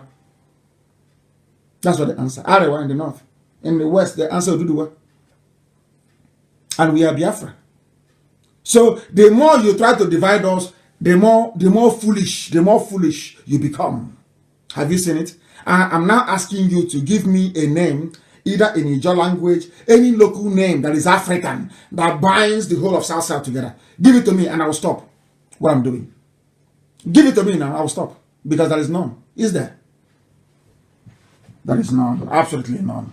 Let's continue. We must all go on social media. Edosium, take note and inform our people all over the world. Very, very important. Very, very important. I was invited to VOA. I told you this before. When I was in the USA lobbying US senators. And I'm very glad to see that it's beginning to yield fruit. Most of the senators are now writing. I posted it on my page. They're now lobbying Trump to make sure that the killing of Christians and marriages in the north and also in Biafra and it comes to an end. Very, very important that we do this. We must all go on Twitter. Very, very important. We must all be there. It is about journalism without boundaries. We have a very credible army of e-warriors and I salute them. Our e-warriors, I salute all of you. One after you're doing a very good job. Nobody gives you money. Everything you do is on your own. You stay awake all through the night because you're fighting for your freedom. And when the time comes, you will tell your children this, that I stayed awake all night, fighting. People don't know the meaning of media. That was how they told us, oh, don't mind media now. Oh, go and trade. Go and work as Wafia. And Yoruba took the media and finish us off. Now, the media we have found, which is new, which is social media, they want to drive us away by ridiculing what we are doing. It's an online country. You have an online president. Tell them yes. But we stay there.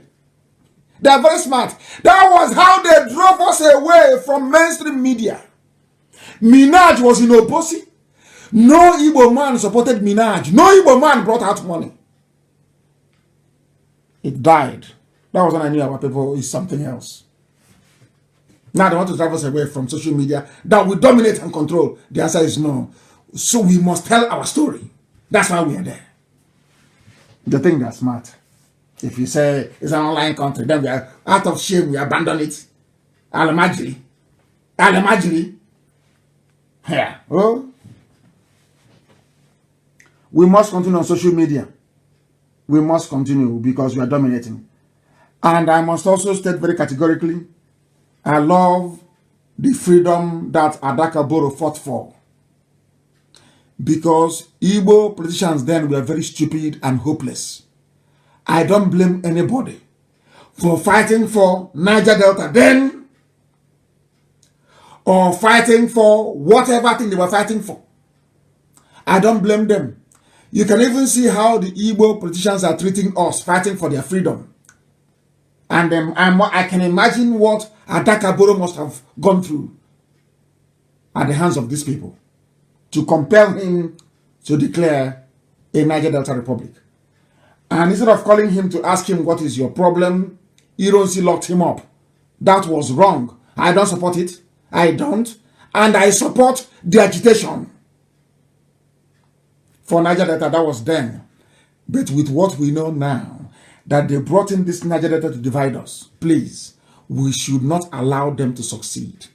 That doesn't mean I'm looking down on Niger Delta agitation. Everybody has the right to agitate to be free, and that's what we are doing. But we must do it as one people, together as one. After that, it's going to be a confederation. You'll be on your own. Everybody will be on their own. The only thing that will hold us together is to stop the Fulanis from coming. So we'll have a common defense policy and common foreign policy. That's all. I don't want to be misunderstood. I don't want it to seem, because I know the criminals are now lying and saying, oh, he's against our agitation. No, I'm not against the freedom of our people. I'm not. Heaven knows I'm not and can never be. And I respect those that have fought and died under the name of Niger Delta. But I'm saying that they were misled in the name that they answered. Not the fight itself, is the banner, the flag that they raised up that I have issues with. Not the fight itself. I wish people can understand why I have made this clarification. Very, we are in a media war, of course. Deme and Elag is saying, because it's a media war. It's a media war. Forget BBC. BBC won't do anything. BBC is working for the enemy. And they will always do so. I'm making it very clear, please.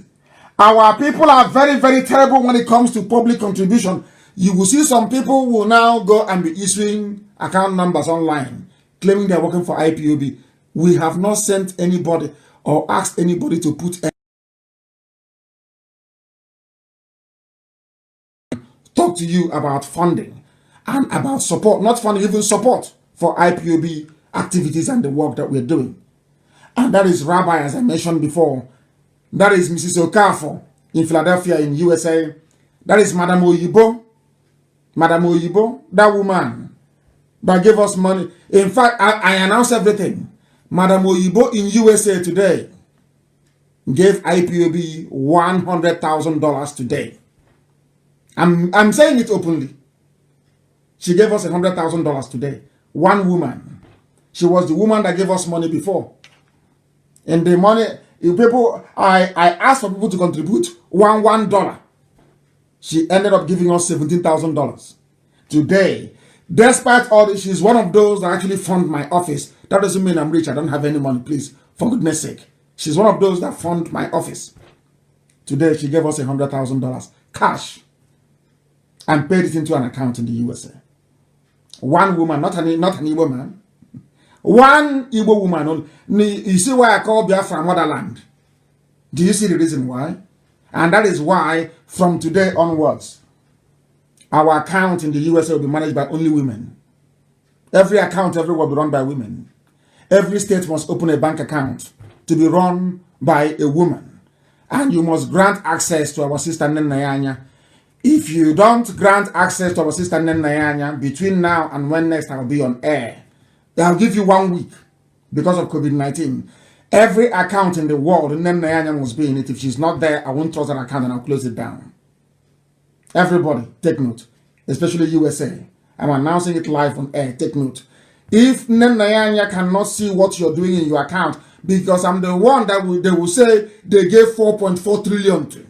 So I need to know what is happening so that I can have evidence. I can publish it because they are gossipers. And the Igbo men gossip better than any other group of people in the world. Igbo men can gossip for their life. They love gossiping.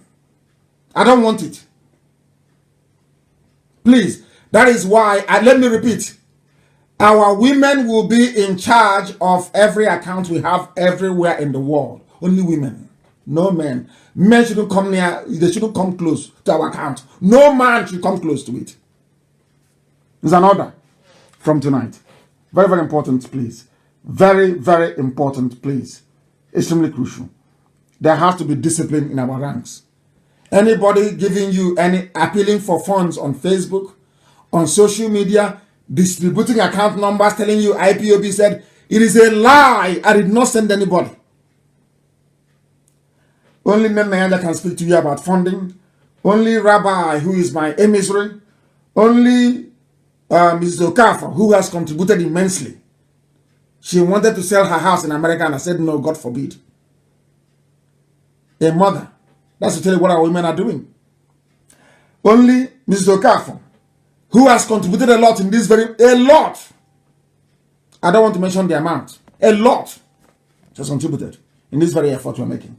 Madam Oyibo, and also our two sisters that man our inquiry lines. Only them. Anything you see online is fake. It is fake, absolutely fake. I'm making it very, very clear, please.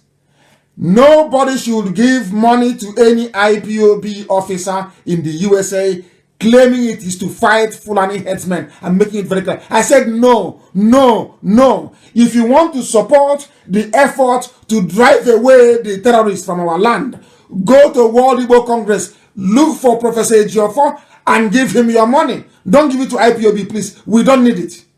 We don't need it. It's too late. When we asked you before, you were talking rubbish. 2015, we don't need it anymore, please. Go somewhere else and give it to them. That brings us to the end of today's proceedings. I want to see if I can take at least maybe 1 or 2 calls. I said I will take some calls, and I want to take it. Let me see if I can take 1 or 2 calls. You have the number. It has to be only on WhatsApp, please. Only on WhatsApp. Very, very important. If I get any call on WhatsApp, then I will take it. If not, and please do not, our inquiry line is not for video calls. I know you hear the voice of our daughters and you want to, the caller, stay where you are. I'm coming to you in a minute. Stay where you are. No video calls, please. There are WhatsApp lines. No video calls, I beg of you. No video calls or inquiry lines. No video calls, please. The caller on the line, can you hear me?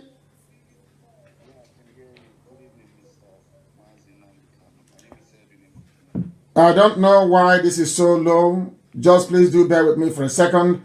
The voice is very, very low. I don't know what is happening. I don't know what is happening. Let me see if I can get you on the other side. Just bear with me for a second. We are live and we are direct. I am attempting to take 1 or 2 calls, please. I'm attempting to take 1 or 2 calls, if you may. The caller on the phone, I am trying to connect this. This is absolutely terrible. Let me see what we can do. I want to see what we can do. Please do bear with me. Do bear with me. I want to see what we can do. I want to. It's not connecting for some bizarre reason. It is not connecting. It is not connecting. Please do try and call us back. Yes, it's now. Let me see. The caller on the phone, can you hear me? The caller on the phone, can you hear me? It's just ringing. Nothing is happening. Nothing is happening. It's just ringing for some reason. The caller on the phone, can you hear me? Can you hear me? Can you turn your system down, please? That is why I don't take all these calls. People don't turn their systems down. The caller on the phone, can you hear me? Good evening to you. What is your name and where are you calling from? Yeah, my name is Edwin Emokinyo, Anorobo from Delta State. I'm calling from Ireland. I just want to thank you for your show. I've been following you for over a few months now. And you are Urobo. Are you a Biafran or are you a Niger Deltan? Which one are you? Are you Niger Delta or you're Biafran? I want to know. No, I'm a Biafran. That's for sure. Okay, a Biafran. Very good. Please go ahead. Yeah, I just want to say I want to thank you for what you're doing. I want to thank you for the immense work you're putting in on IPOB. I'm also a follower of IPOB in Ireland, and I just want to reach out to you and say I've been following you for a few months now, and I truly acknowledge the hard work you're putting into. I just want to pray for you. I pray that God will bring this Biafra restoration to fruition in Jesus' name. Thank you very much, and keep up the good work. Thank you very much. Thank you very, very much. He gave us his name, and he is from Urobo. He's one of us. He is not a Niger Deltan. Only a fool can be a Niger Deltan. He's from Urobo. That is where he comes from, and he is a Biafran. That is the name that unites us. If you're in doubt, give me a local name for Pandef. It doesn't exist. There is no local name for Pandef. The line is jammed. Too many calls, and the line is frozen. Way too many calls. I will be live again on Saturday evening on the day of our remembrance. And that very day, I will not preach very much. We will just pray for the soul of our dear departed. And then I will try and fix the system and take as many calls as possible. our lines have crashed. I'm telling you the truth. The phone has crashed. Way too many calls. The phone has crashed and there is nothing we can do about it. I don't know what is happening. I have no idea. Oh my goodness, the calls are too... Hey, unbelievable. We have now brought our proceedings to a close this very evening. I thank all of you for listening. And as always, without hesitation and proudly proclaimed, Biafra is our religion. Here on Radio Biafra is where we worship, because Elohim Chukwokika Biama is our God. I thank you very much for listening. From me, from here, it is good evening.